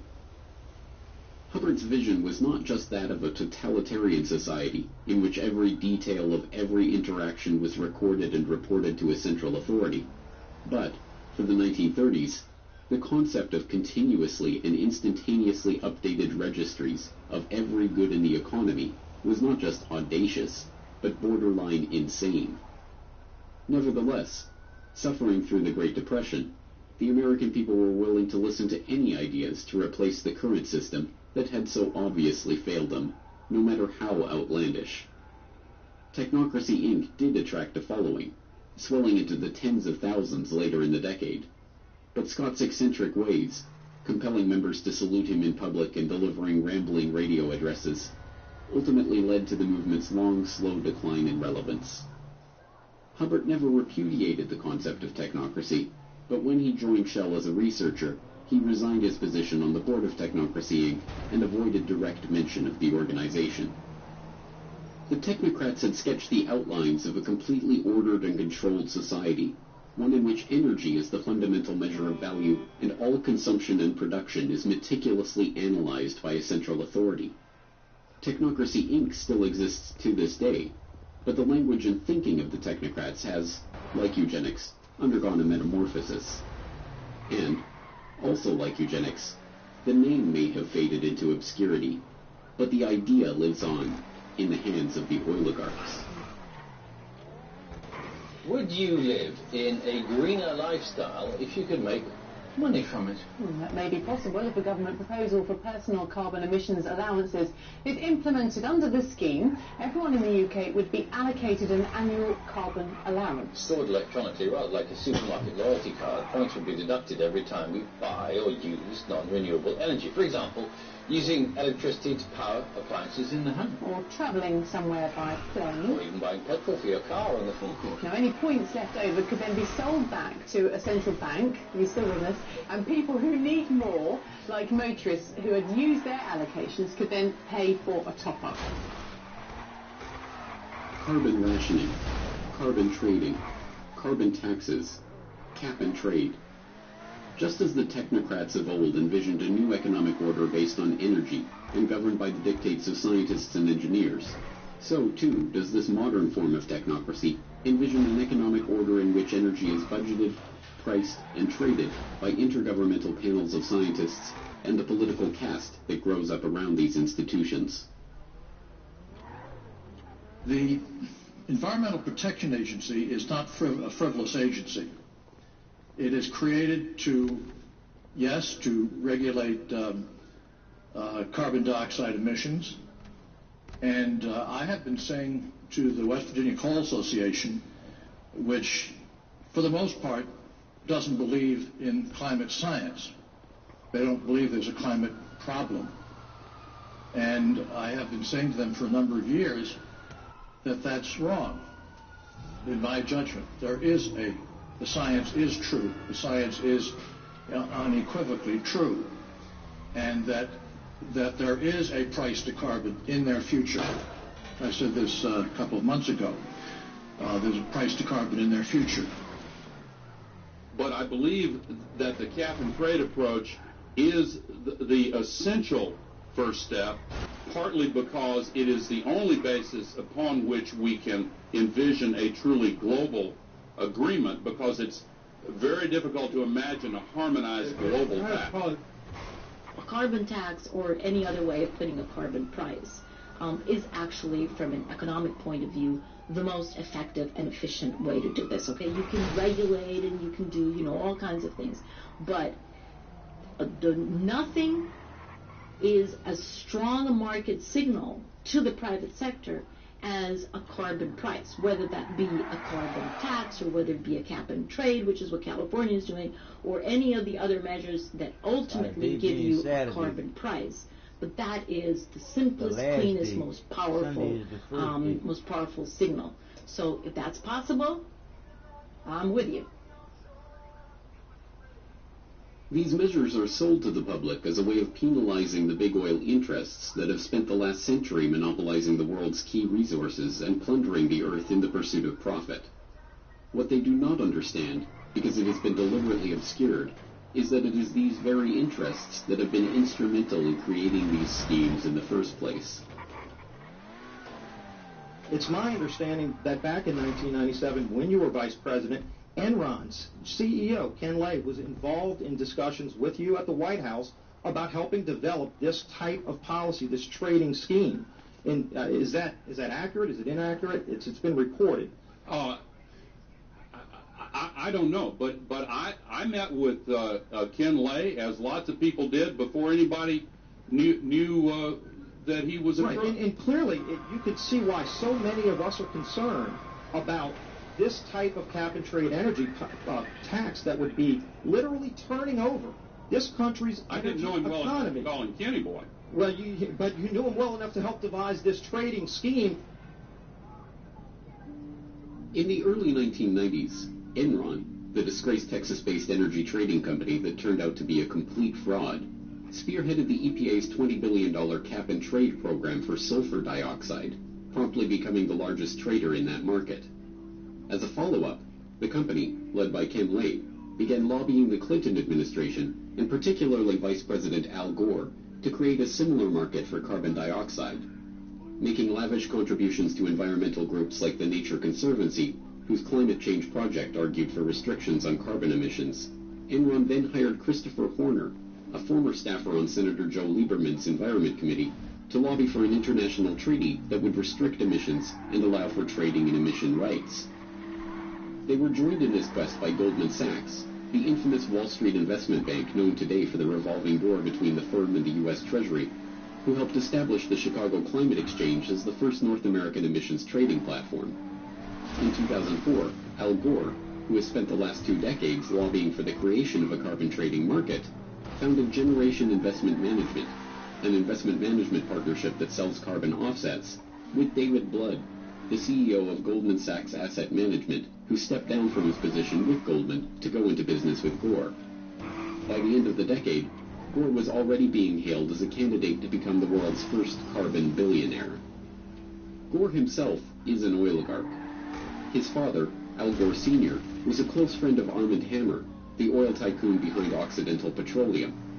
After losing a Senate race in 1970, Gore's father went to work for Hammer at Occidental for $500,000 a year. Over the course of his career, Gore Sr. accumulated hundreds of thousands of dollars worth of Occidental stock, which fell into the hands of the executor of his estate at the time of his death, none other than his son, Al Gore. The Occidental connection does not end there. Discovering zinc ore on their Tennessee estate, Hammer bought the Gore's land and sold it back to them with a claim on the mining rights, complete with a $20,000 annual payment, which also went to Gore after his father's death.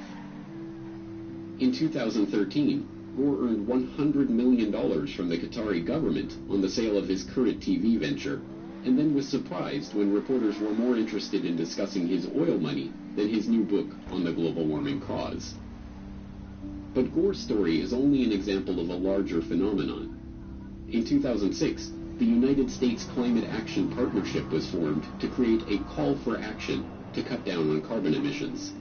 It drafted the Blueprint for Legislative Action, which became the basis for the American Clean Energy and Security Act, seeking to create an emissions trading regime modeled on the European Union emission trading scheme. And the members of the U.S. Climate Action Partnership? A who's who of the oligarchy, including BP, ConocoPhillips, and General Motors.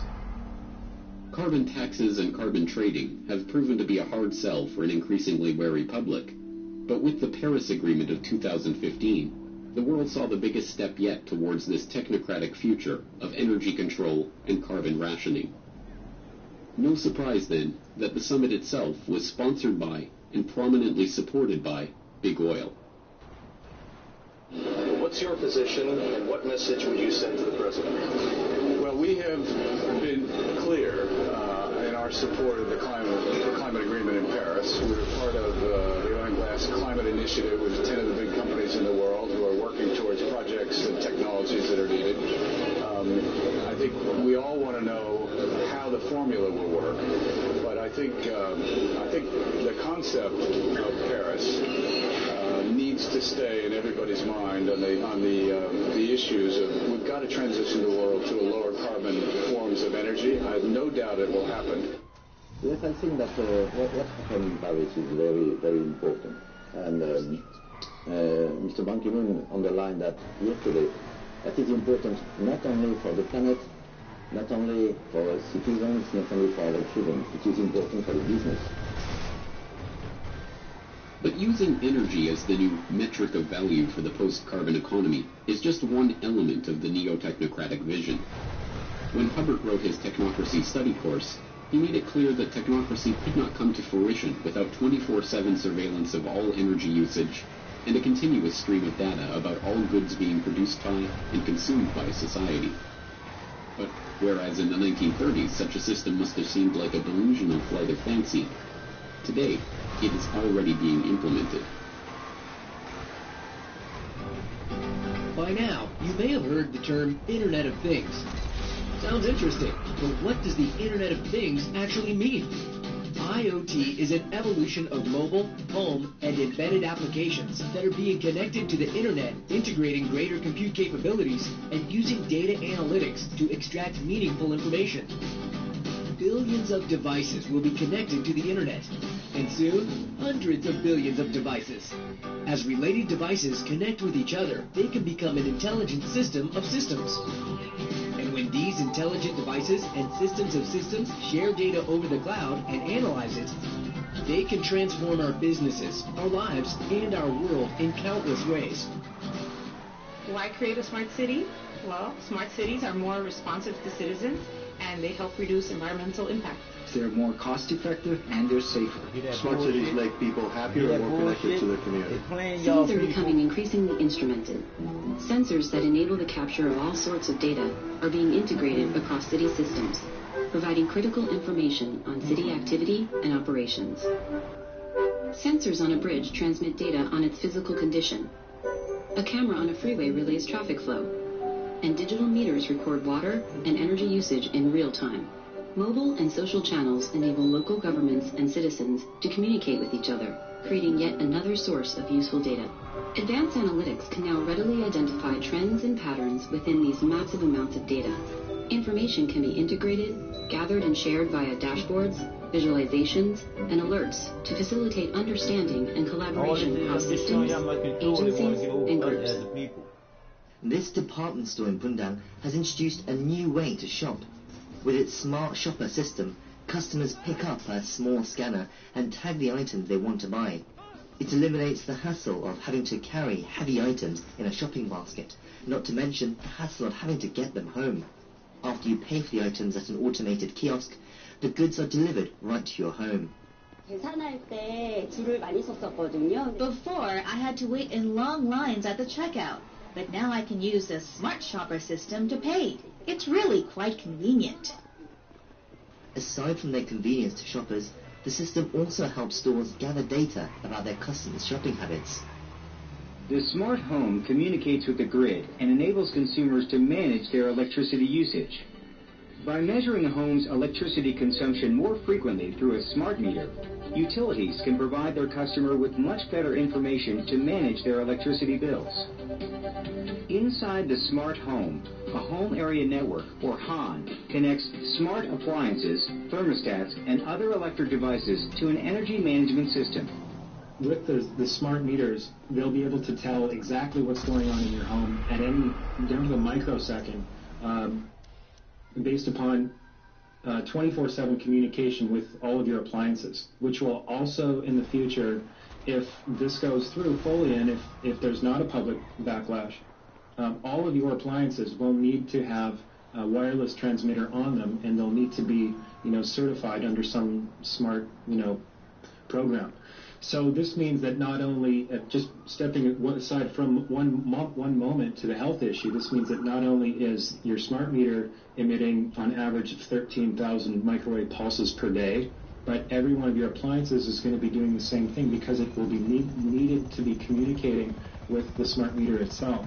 So that is a serious concern. We'll get into that a little bit later. But as far as the privacy issue, just diving right in, the current CIA director, David Petraeus, was quoted as saying, we're going to use smart appliances to spy on you.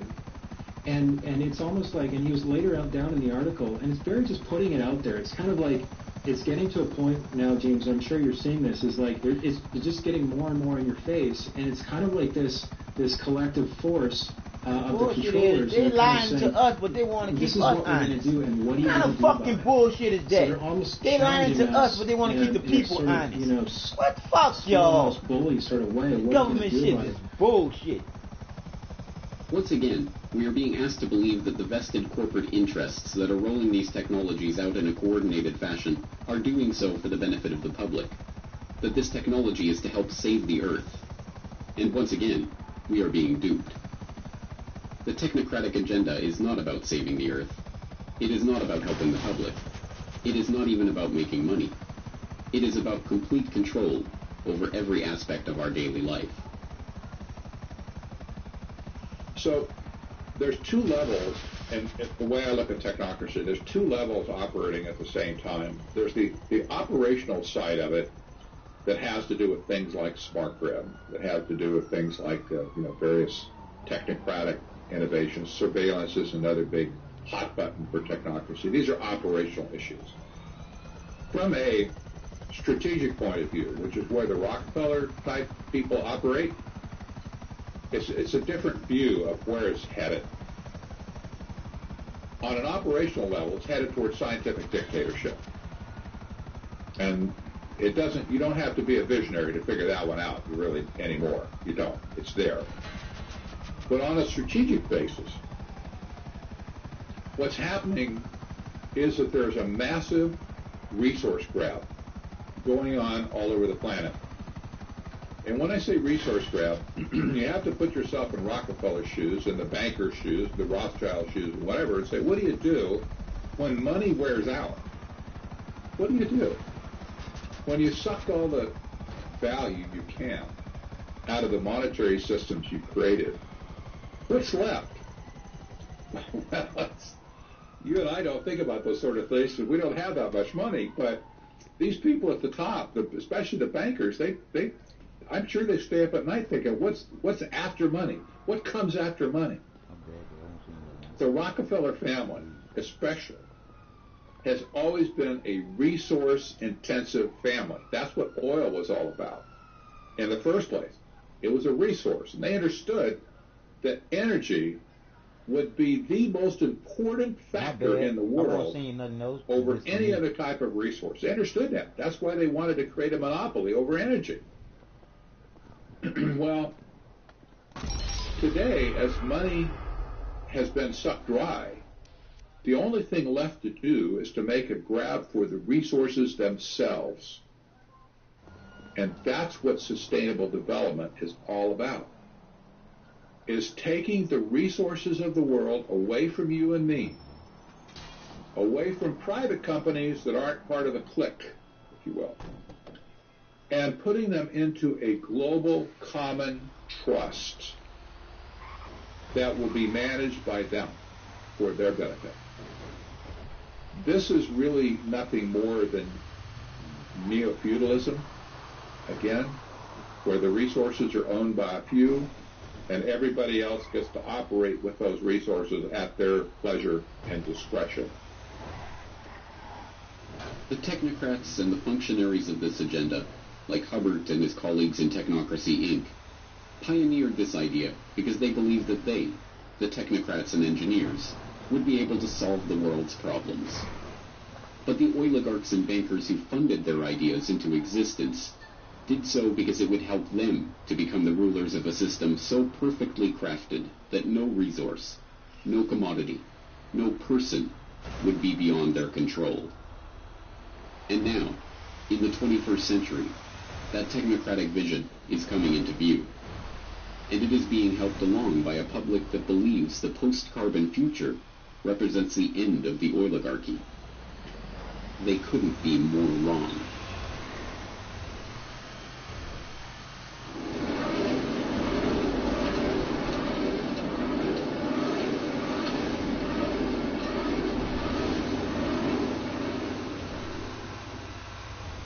Oil.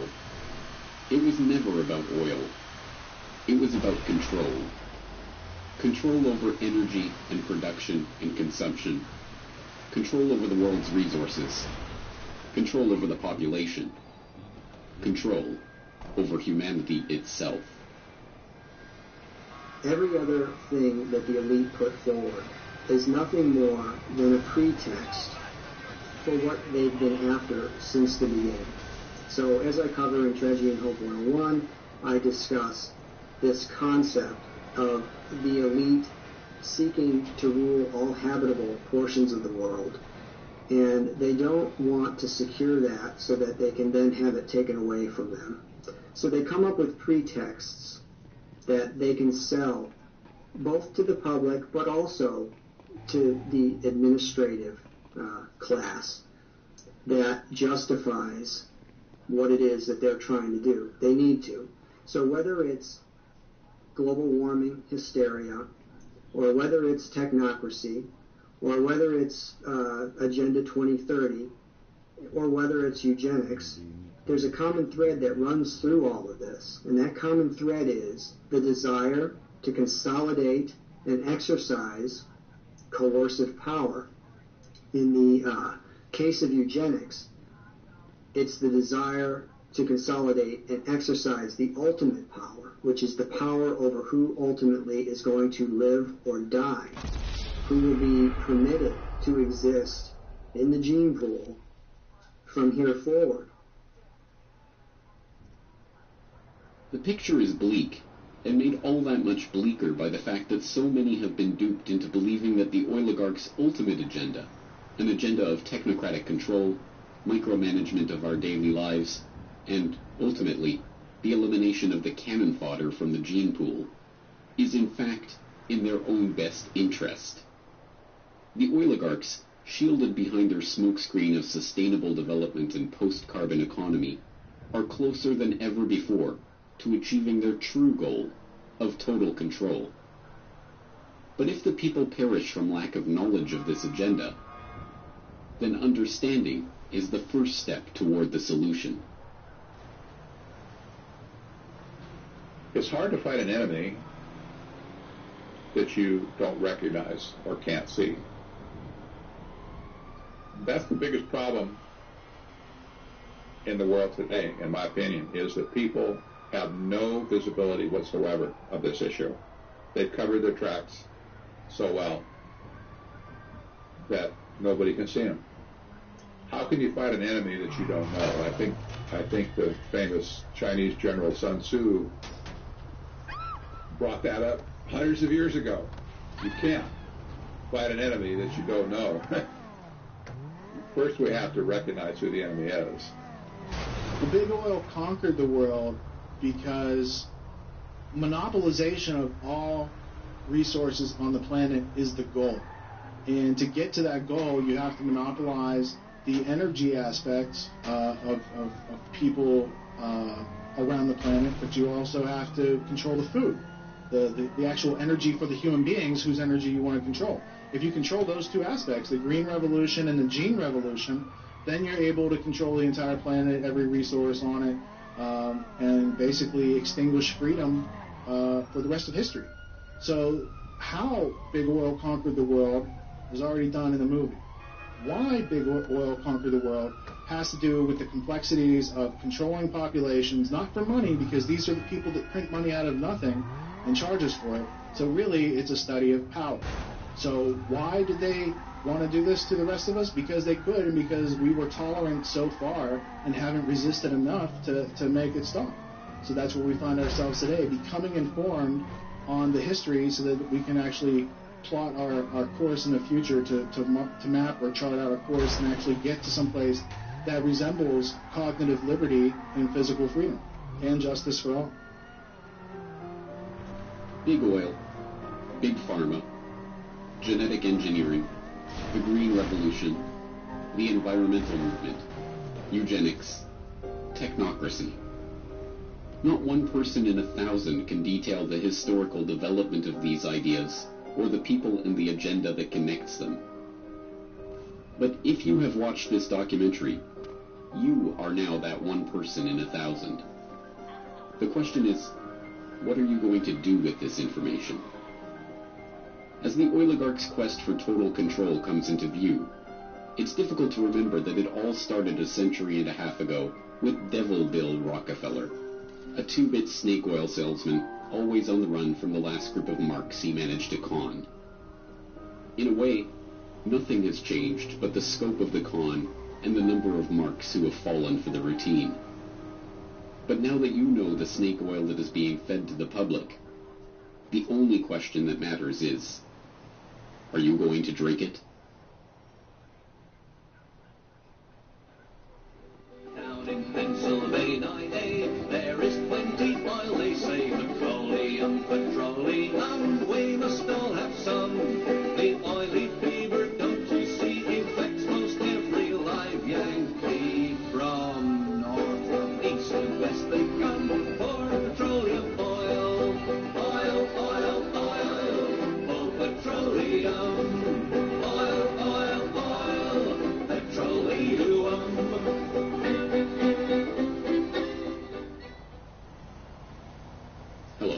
This is James Corbett of CorbettReport.com, the writer, director, narrator, and creator of the documentary you've just been watching, Why Big Oil Conquered the World. And if you have just watched this documentary all the way through, as well as the previous documentary on how big oil conquered the world, then, as I say towards the end, you really are now better informed than the vast majority of the public on these issues and on the history of this picture that I'm trying to paint here.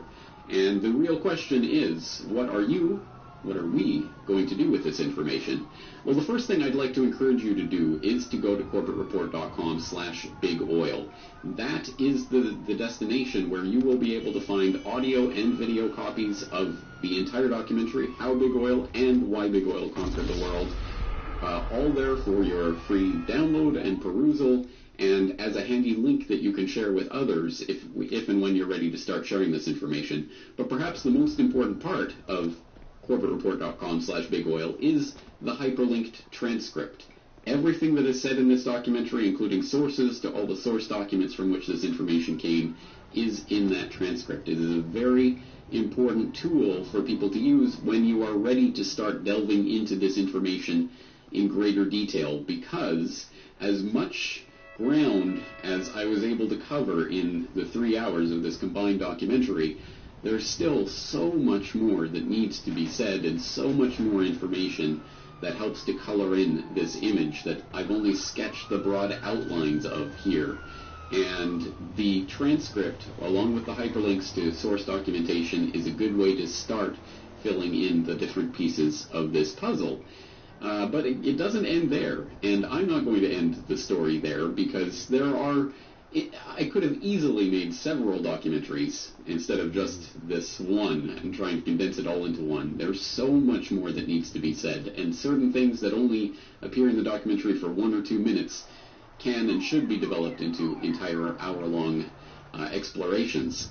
So that's exactly what I'm going to be doing in the coming weeks and months. I'm going to be further developing some of the ideas that are introduced here and some of the characters and history, and fleshing them out in podcast episodes on CorbettReport.com, where we'll explore these issues in much greater detail. So please stay tuned for that.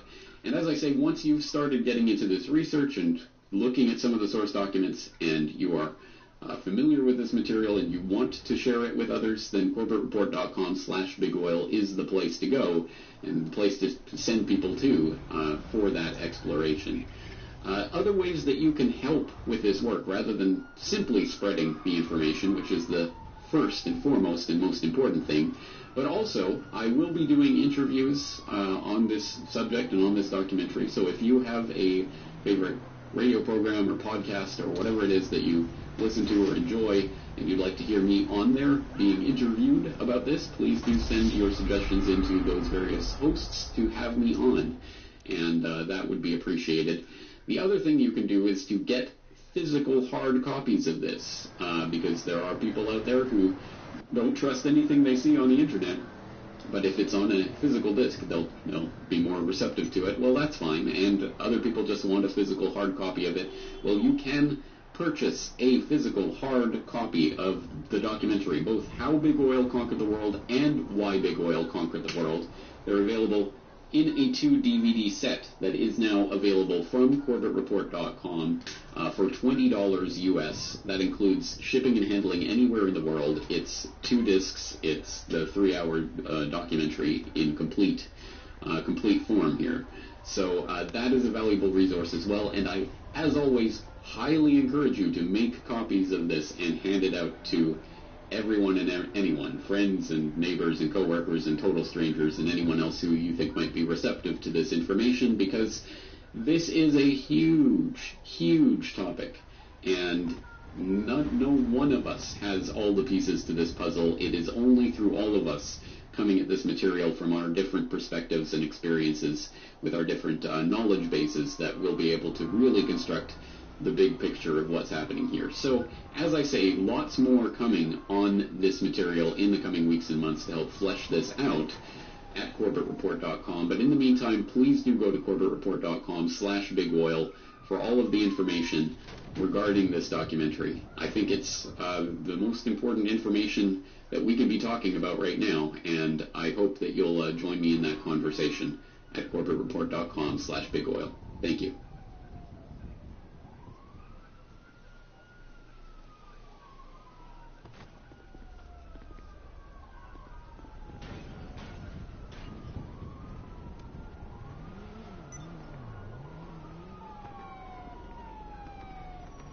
You're listening to the Corbett Report.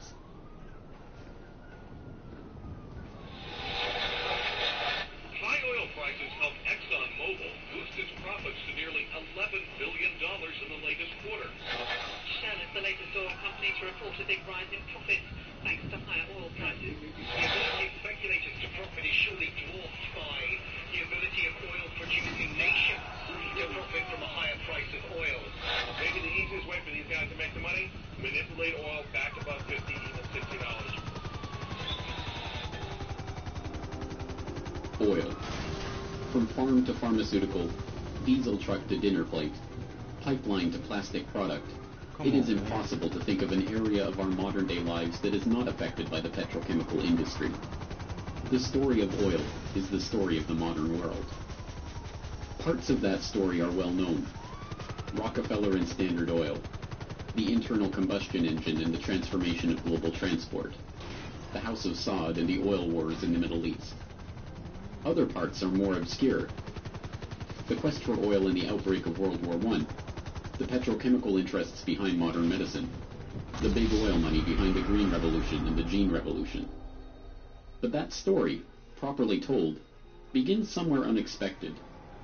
Not in Pennsylvania with the first commercial drilling operation and the first oil boom, but in the rural backwoods of early 19th century New York State. And it doesn't start with crude oil or its derivatives, but a different product altogether: snake oil.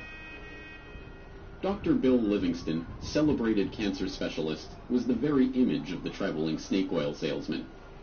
He was neither a doctor nor a cancer specialist. His real name was not even Livingston. More to the point, the rock oil tonic he pawned was a useless mixture of laxative and petroleum and had no effect whatsoever on the cancer of the poor townsfolk he conned into buying it. He lived the life of a vagabond, always on the run from the last group of people he had fooled, engaged in ever more outrageous deceptions to make sure that the past wouldn't catch up with him. He abandoned his first wife and their 6 children to start a bigamous marriage in Canada at the same time as he fathered 2 more children by a 3rd woman. He adopted the name Livingston after he was indicted for raping a girl in Cayuga in 1849. When he wasn't running away from them or disappearing for years at a time, he would teach his children the tricks of his treacherous trade. He once bragged of his parenting technique: "I cheat my boys every chance I get. I want to make 'em sharp." A towering man of over 6 feet and with natural good looks that he used to his advantage, he went by Big Bill. Others, less generously, called him Devil Bill. But his real name was William Avery Rockefeller, and it was his son, John D. Rockefeller, who would go on to found the Standard Oil monopoly and become the world's first billionaire. The world we live in today is the world created in Devil Bill's image. It's a world founded on treachery, deceit, and the naivety of a public that has never wised up to the parlor tricks that the Rockefellers and their ilk have been using to shape the world for the past century and a half. This is the story of the oligarchy.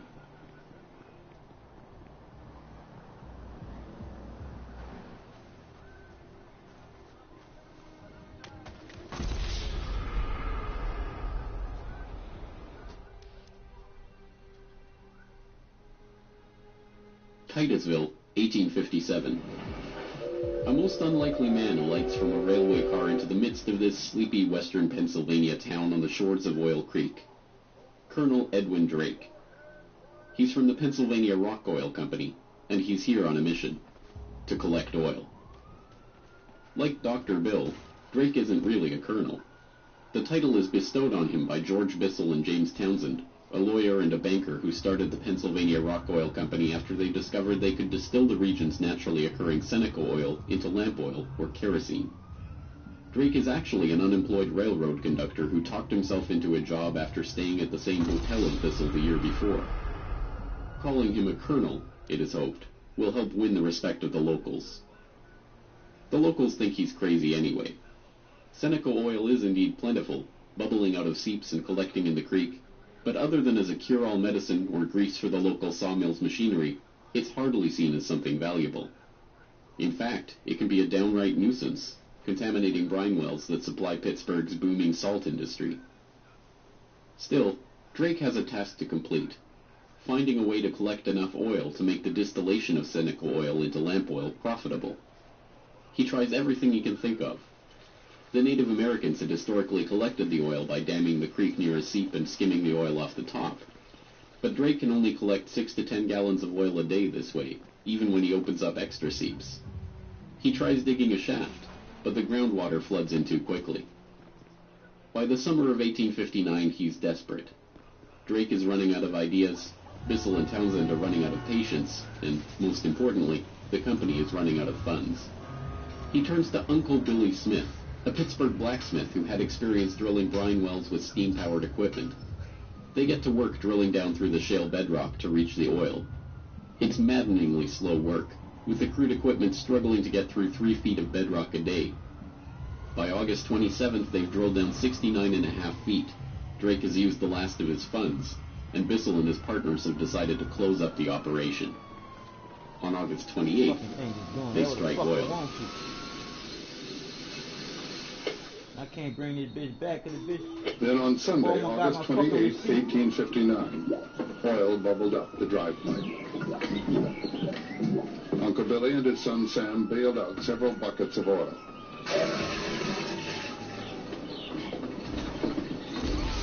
On Monday, the very day that Colonel Drake received his final payment and an order to close down the operation, they hitched the walking beam to a water pump, and the oil began to flow.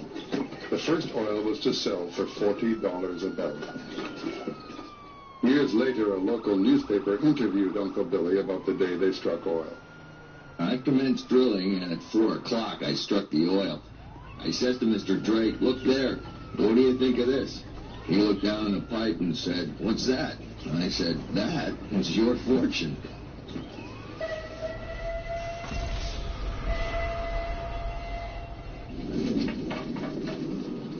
Drake's well proved that by drilling for it, oil could be found in abundance and produced cheaply. Overnight, a whole new industry was born.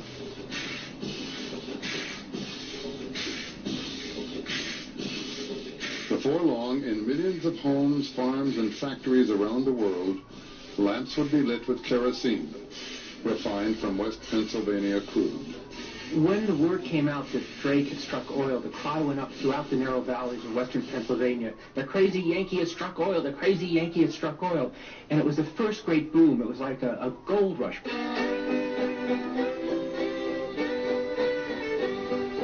Down in Pennsylvania, there is plenty oil, they say.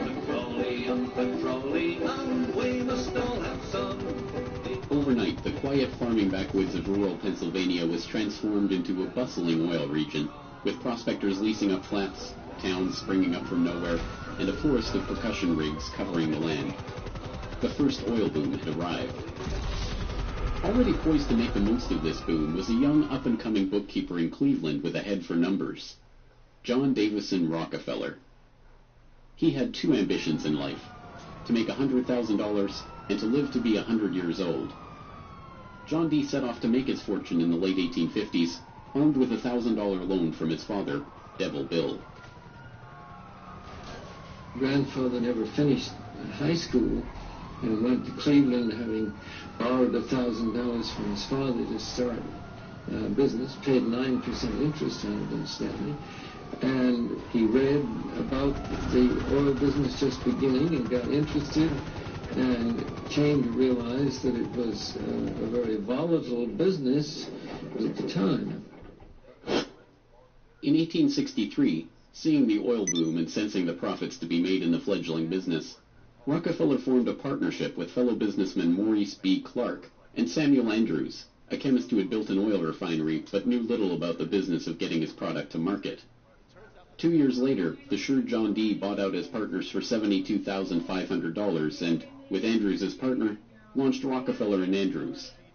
By 1870, after 5 years of strategic partnerships and mergers, Rockefeller had incorporated Standard Oil. The story of the rise of Standard Oil is an oft-told one. In a move that would transform the American economy, Rockefeller set out to replace a world of independent oilmen with a giant company controlled by him. In 1870, begging bankers for more loans, he formed Standard Oil of Ohio. The next year, he quietly put what he called our plan, his campaign to dominate the volatile oil industry, into devastating effect. Rockefeller knew that the refiner with the lowest transportation cost could bring rivals to their knees. He entered into a secret alliance with the railroads called the South Improvement Company. In exchange for large, regular shipments, Rockefeller and his allies secured transport rates far lower than those of their bewildered competitors. By 1879, when Rockefeller is 40, he controls 90% of the oil refining in the world. Within a few years, he will control 90% of the marketing of oil and a third of all of the oil wells. So this very young man controls what is not only a national but an international monopoly in a commodity that is about to become the most important strategic commodity in the world economy. By the 1880s, the American oil industry was the Standard Oil Company, and Standard Oil was John D. Rockefeller. But it wasn't long until a handful of similarly ambitious and well-connected families began to emulate the Standard Oil success story in other parts of the globe. One such competitor emerged from the Caucasus in the 1870s, where Imperial Russia had opened up the vast Caspian Sea oil deposits to private development. Two families quickly combined forces to take advantage of the opportunity. The Nobels, led by Ludwig Nobel and including his dynamite-inventing, prize-creating brother Alfred, and the French branch of the infamous Rothschild banking dynasty, led by Alphonse Rothschild. In 1891, the Rothschilds contracted with M. Samuel & Co., a Far East shipping company headquartered in London and run by Marcus Samuel, to do what had never been done before: ship their Nobel-supplied Caspian oil through the Suez Canal to East Asian markets. The project was immense. It involved not only sophisticated engineering to construct the first oil tankers to be approved by the Suez Canal Company, but the strictest secrecy. If word of the endeavor was to get back to Rockefeller through his international intelligence network, it would risk bringing the wrath of Standard Oil, which could afford to cut rates and squeeze them out of the market. In the end, they succeeded, and the first bulk tanker, the Murex, sailed through the Suez Canal in 1892 en route to Thailand. In 1897, M. Samuel & Co. became the Shell Transport and Trading Company. Realizing that reliance on the Rothschild Nobel Caspian oil left the company vulnerable to supply shocks, Shell began to look to the Far East for other sources of oil. In Borneo, they ran up against Royal Dutch Petroleum, established in The Hague in 1890 with the support of King William III of the Netherlands, to develop oil deposits in the Dutch East Indies. The two companies, fearing competition for Standard Oil, merged in 1903 into the Asiatic Petroleum Company, jointly owned with the French Rothschilds, and in 1907 became Royal Dutch Shell. Another global competitor to the Standard Oil throne emerged in Iran at the turn of the 20th century. In 1901, millionaire socialite William Knox Darcy negotiated an incredible concession with the King of Persia: exclusive rights to prospect for oil throughout most of the country for 60 years. After 7 years of fruitless search, Darcy and his Glasgow-based partner, Burma Oil, were ready to abandon the country altogether. In early May of 1908, they sent a telegram to their geologist telling him to dismiss his staff, dismantle his equipment, and come back home. He defied the order, and weeks later struck oil. Burma Oil promptly spun off the Anglo-Persian Oil Company to oversee production of Persian oil. The British government took 51% majority control of the company's shares in 1914 at the behest of Winston Churchill, then First Lord of the Admiralty, and survives today as BP. The Rothschilds and Nobels, the Dutch royal family, the Rockefellers. These early titans of the oil industry and their corporate shells pioneered a new model for amassing and expanding fortunes hitherto unheard of. They were the scions of a new oligarchy, one built around oil and its control, from wellhead to pump. But it was not just about money. The monopolization of this, the key energy resource of the 20th century, helped secure the oligarchs not just wealth, but power over the lives of billions. Billions who came to depend on black gold for the provision of just about every aspect of their daily lives. In the late 19th century, however, it was by no means certain that oil would become the key resource of the 20th century. As cheap illumination from the newly commercialized light bulb began to destroy the market for lamp oil, the oligarchs were on the verge of losing the value from their monopoly. But a series of lucky strikes was about to catapult their fortunes even further. The very next year after the commercial introduction of the light bulb, another invention came along to save the oil industry. German engineer Carl Benz patented a reliable two-stroke internal combustion engine.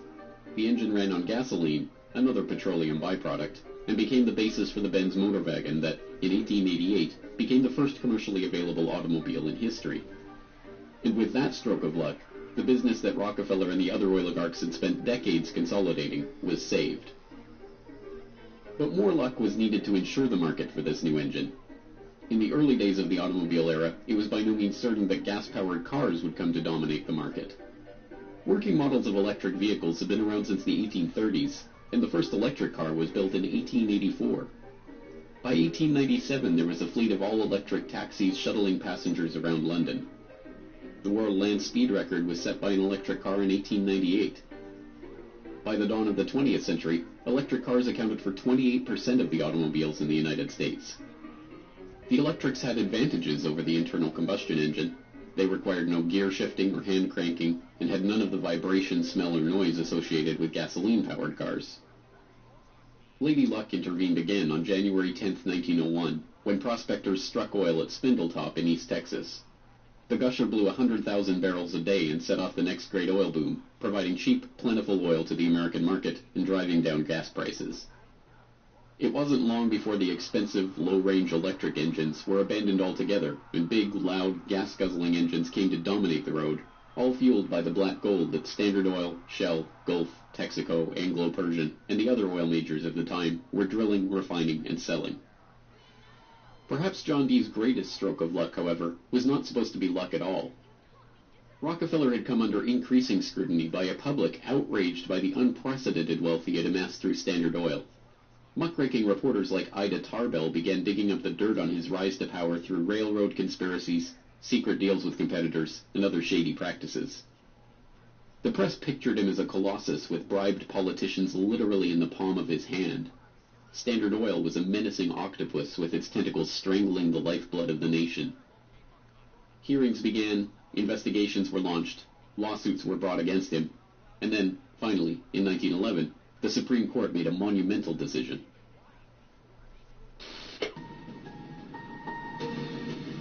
On May 15, 1911, the Supreme Court of the United States declared that Standard Oil was a monopoly in restraint of trade and should be dissolved. Rockefeller heard of the decision while golfing at Kykuit with a priest from the local Catholic Church, Father J.P. Lennon. And Rockefeller reacted with amazing aplomb. He turned to the Catholic priest and said, "Father Lennon, have you some money?" And the priest was very startled by the question and said, "No." And then he said, "Why?" And Rockefeller replied, "Buy Standard Oil." As Rockefeller foresaw, the individual Standard Oil companies were worth more than the single corporation. In the next few years, their shares doubled and tripled in value. By the time the reign of cash was over, Rockefeller had the greatest personal fortune in history, nearly 2% of the American economy.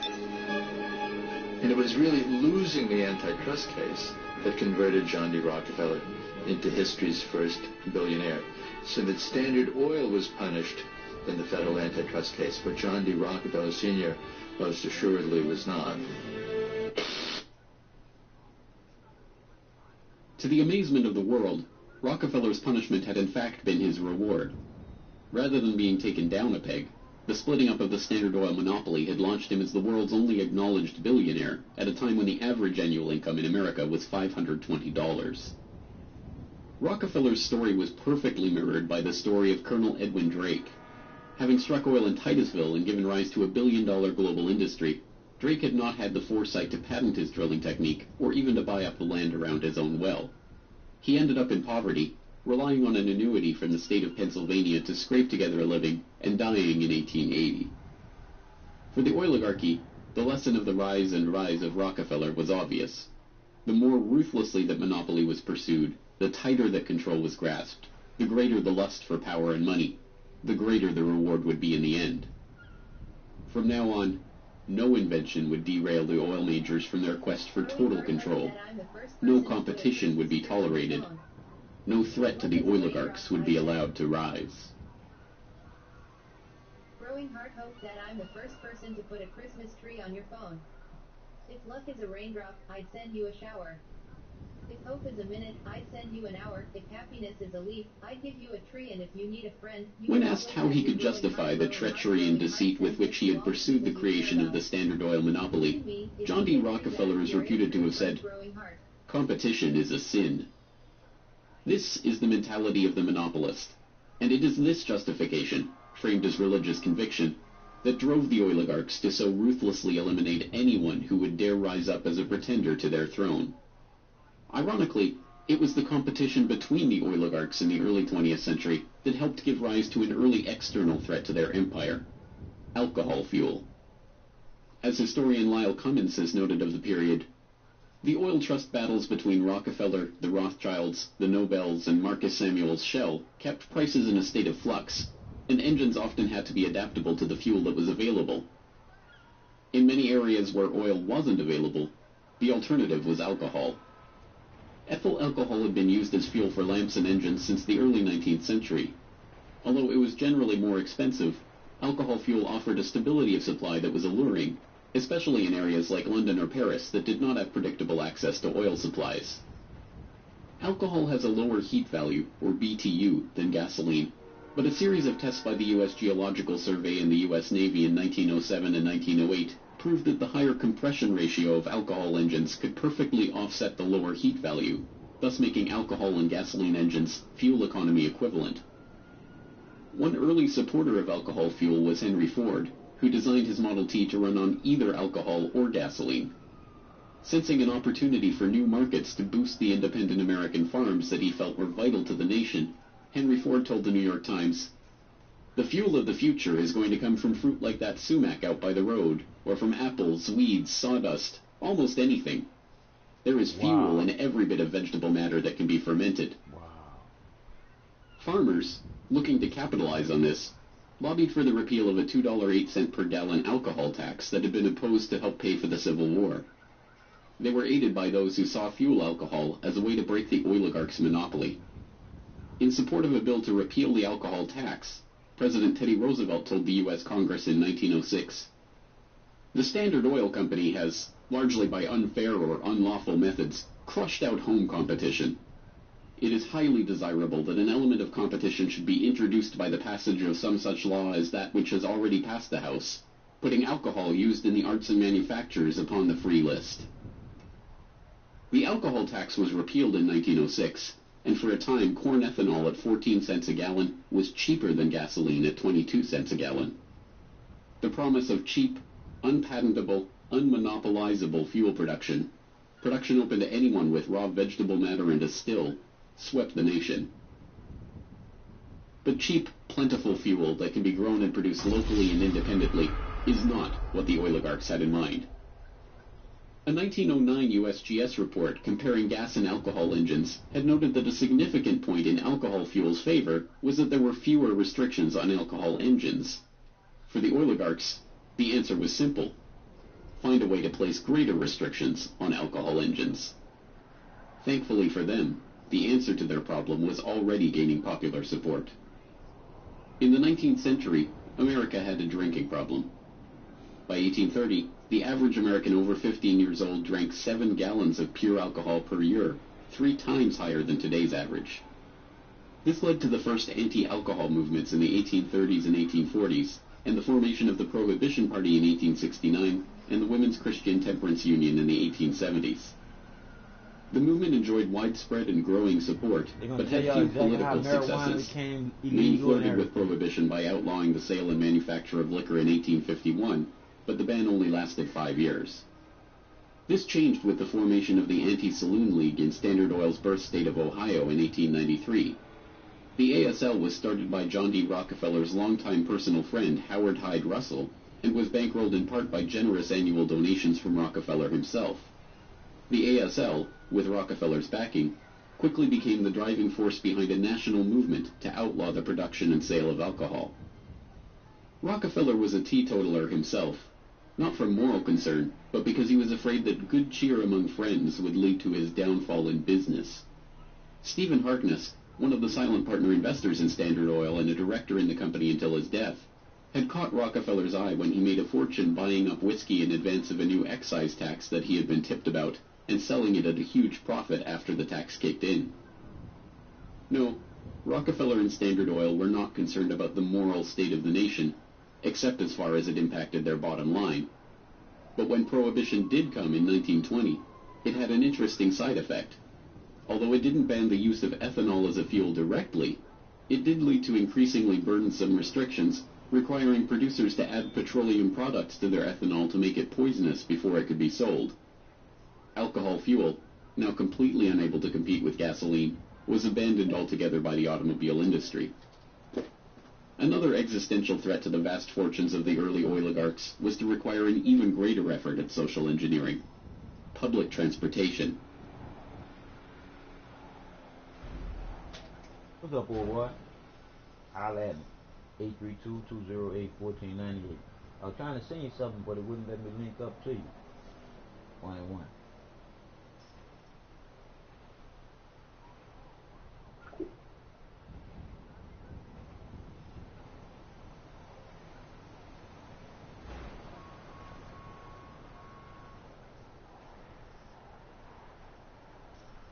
Damn, Phil.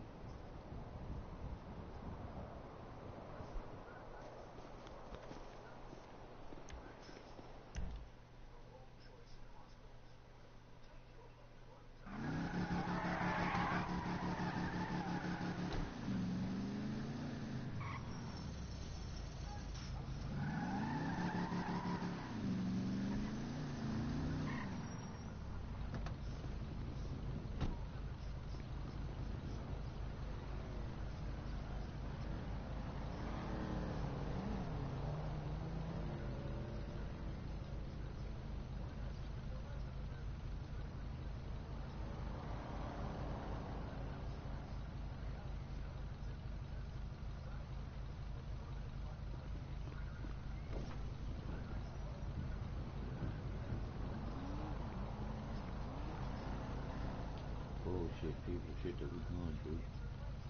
Yeah, we people need to well go around. These motherfuckers stomping us in the ground, doing us some dirty, low down bullshit.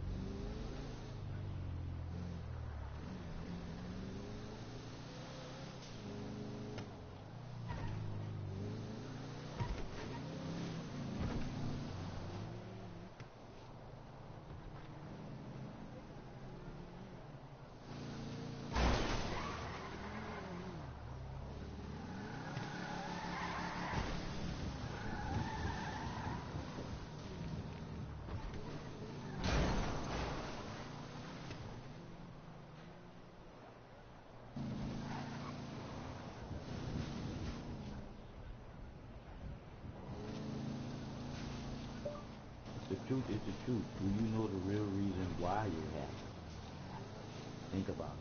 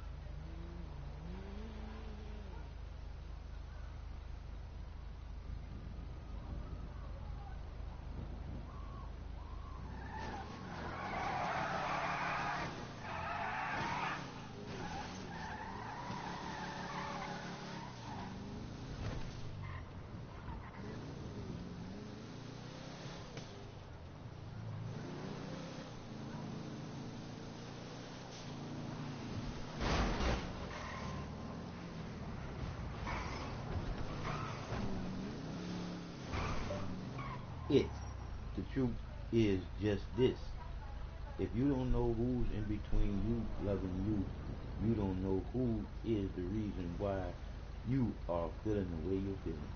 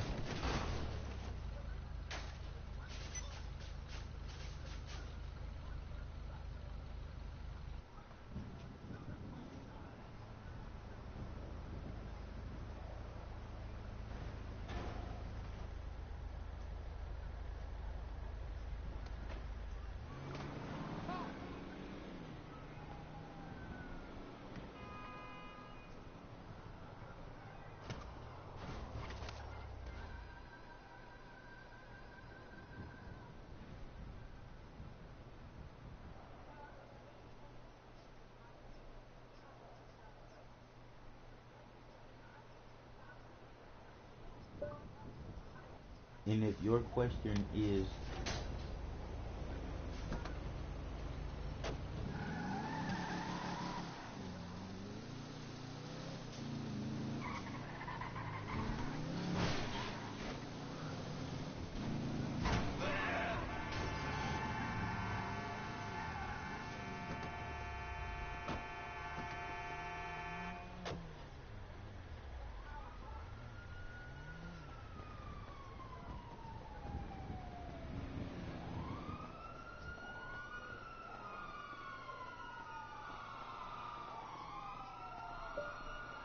what's your answer to the question?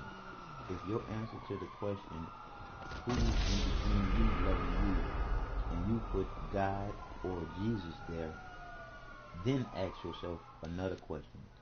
Who taught you to put God and Jesus there as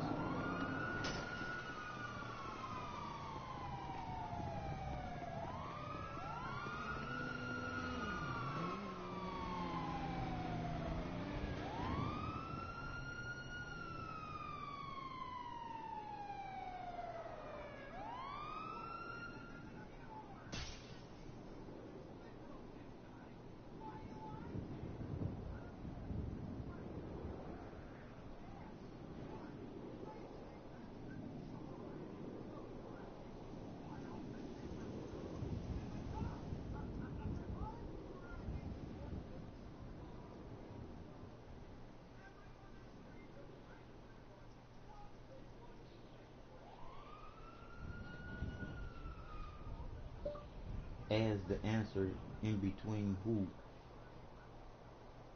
is in between you loving you. Because the truth to the question is no human body died and Jesus was man-made, put there for you to believe. Think about it. The truth is the love within. You should know.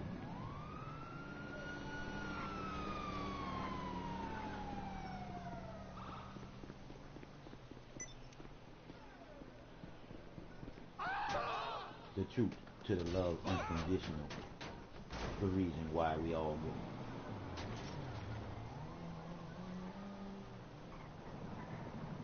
The love is unconditional. It comes from the divine creator.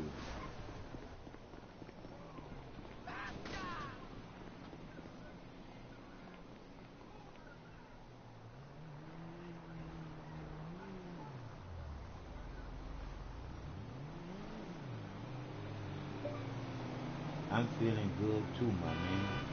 That's why I'm sharing this with you. Because of the way that you feel, I just want you to know too who the creator really is in you.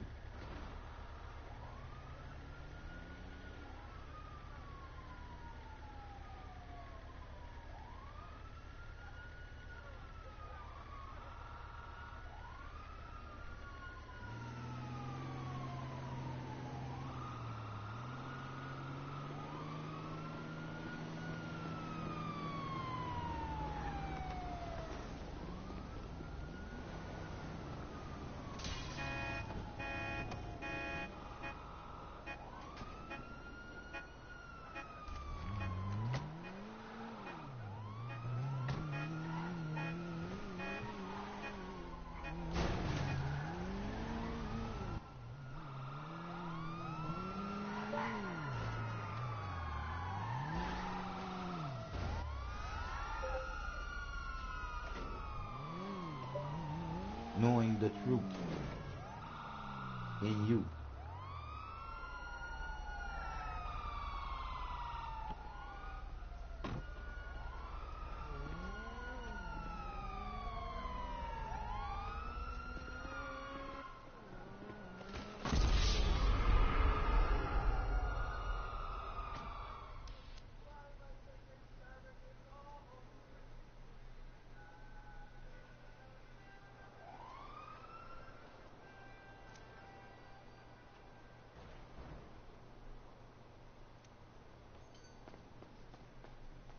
Welcome. How are you doing today?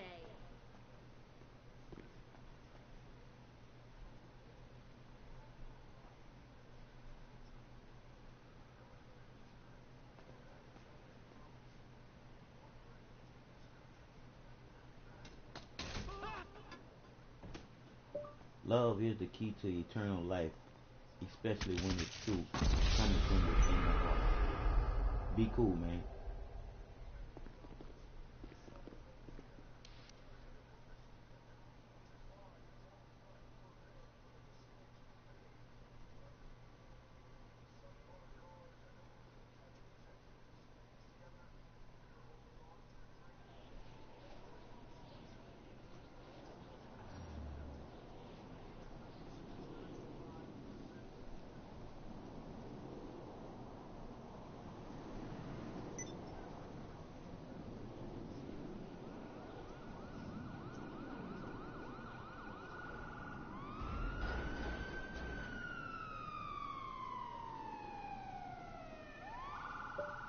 Love all around the world.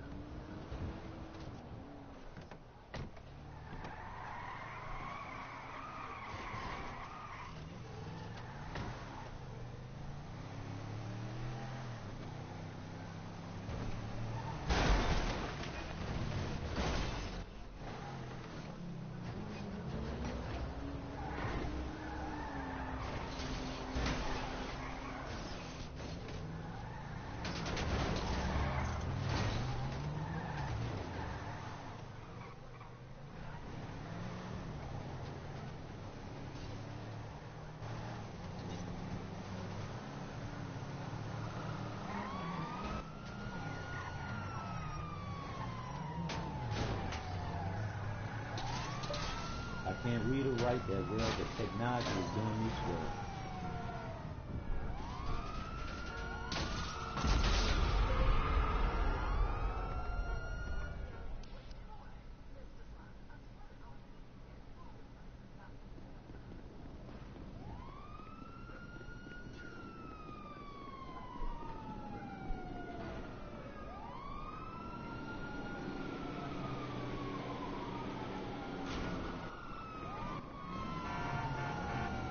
Truth is the truth. Do you know the real reason why you're happy? Think about it. The truth is just this. If you don't know who's in between you loving you, you don't know who is the reason why you are feeling happy. What's your answer to the question? If your answer to the question who's in between you loving you and you put God or Jesus there, then ask yourself another question. Who taught you to put God in the answer in between? Who is in between you loving you? Because the truth to the question is no human body. God and Jesus was man-made. Put there for you to believe and think about it. The truth is the love within you should know the truth. The love unconditional. The reason why we all go.